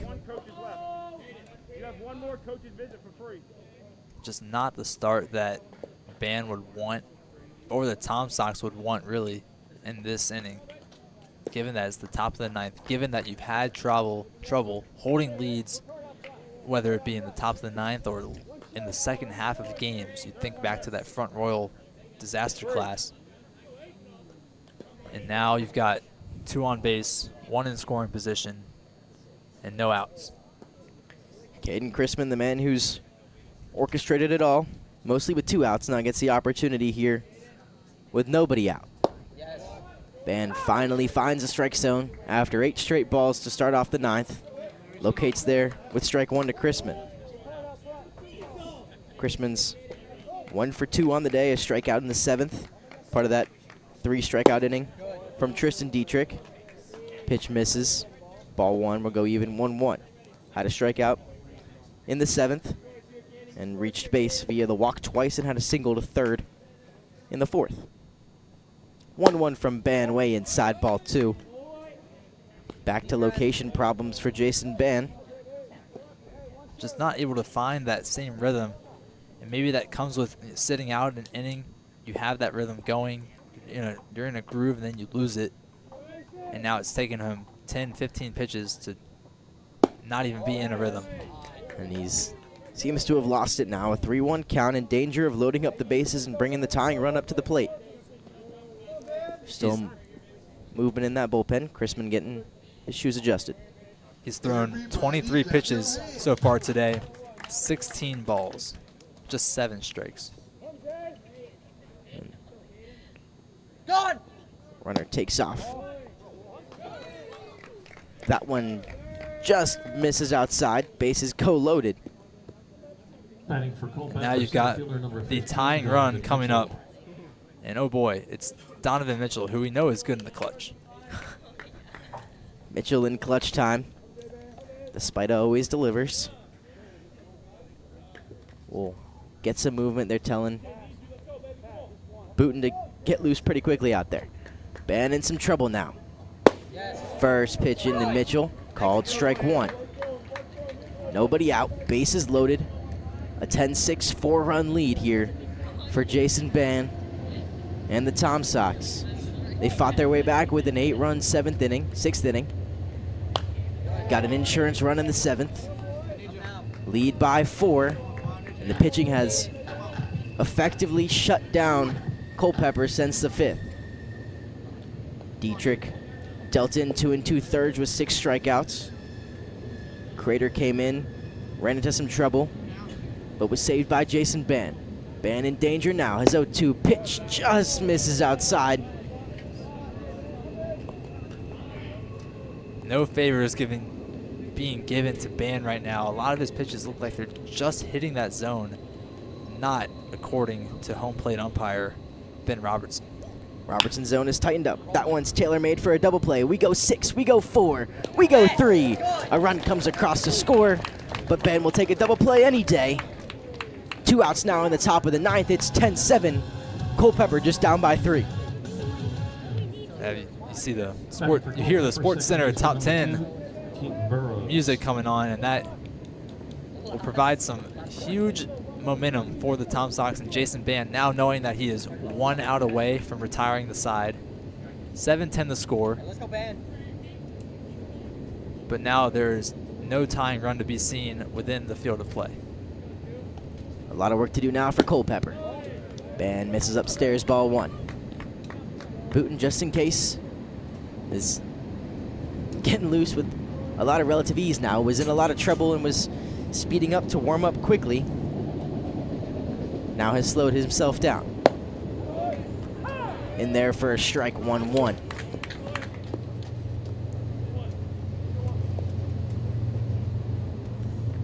Tom Sox can feel it now as the train runs by. Victory within their sights here. Been through 3 hours and 20 minutes of game so far. Close to the end right here. Burrows swings through that one, strike 2. Jason Band looking to retire the side with this one. He is 1 strike away. The Sox sitting out away. A 10-7 lead. Down by 5. Came back with an 8-run 6th inning. Patrick Nias delivered the 1-2 offering. Check swung. They'll say it was fouled away. So Burrows will stay alive. And that will send Evan Escobar back to third base after he asked the umpire, was it foul? To which the umpire responded yes. Didn't sound all too foul from our perspective, but nonetheless, we'll see it again. Band comes set, the 1-2. Kicks and deals. Just misses the outside corner. Band getting squeezed here in the top of the 9th. Not letting him go away easy. This will be a battle to the very end.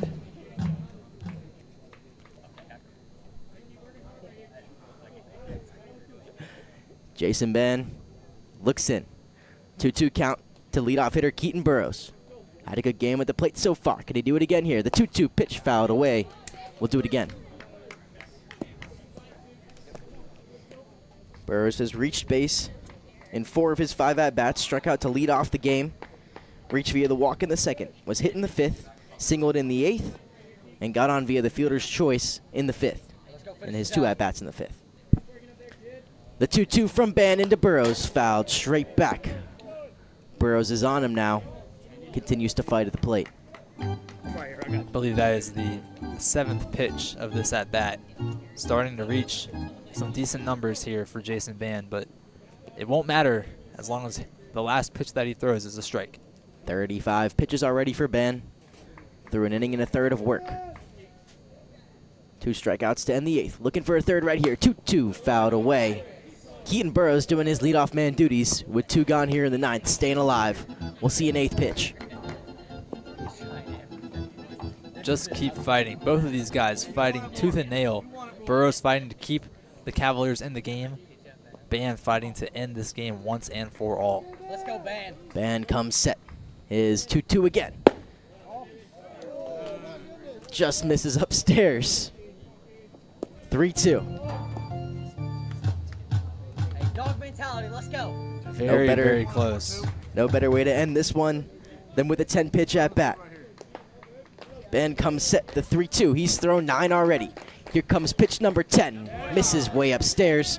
Burrows bat flips as he stays alive. And the tying run now up to the plate. And that will bring up Ethan Belk, who today has struck out twice, gotten on base by balls, flew out to center, singled in his first at-bat. So since the first inning, he has not gotten anything done with his bat to ball. Belk, the last hope for the Cavaliers. It's no longer Star Wars night, but he's the last hope. Ethan Belk at the plate. First pitch called strike 1. He represents the tying run, 1 across already here in the 9th. Luke Smith came around to score run number 7, the first run on the board since the 5th inning on the double play. The 0-1 pitch fouled straight back, 0-2. Band ahead now. Coach Tomlin doing his due diligence, coming out to get that foul ball behind home plate. Good to get a little jog in. Band looks in. Him and Cesari. 2 against 1. Ethan Belk at the plate, looking to keep him alive. The 0-2 pitch. Poke towards Tanner Shadle. He'll collect, step on first base, and that's a W for the Tom Sox. Danger for Jason Band, but he shuts it down. 1 run allowed there in the 7th, and a 10-7 victory for the Tom Sox, highlighted by a go-ahead grand slam off the bat of Patrick Nias in the bottom of the 6th inning that drove this win for the Tom Sox. Landon, break this one down. Well, other than the top of the 5th inning, this was a pretty perfectly played game for the Tom Sox. Their pitching was good.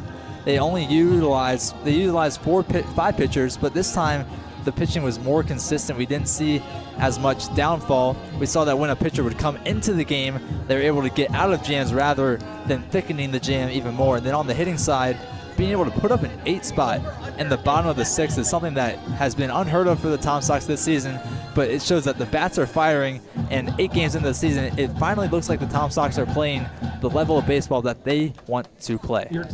So Tristan Dietrich will get the win here in this one.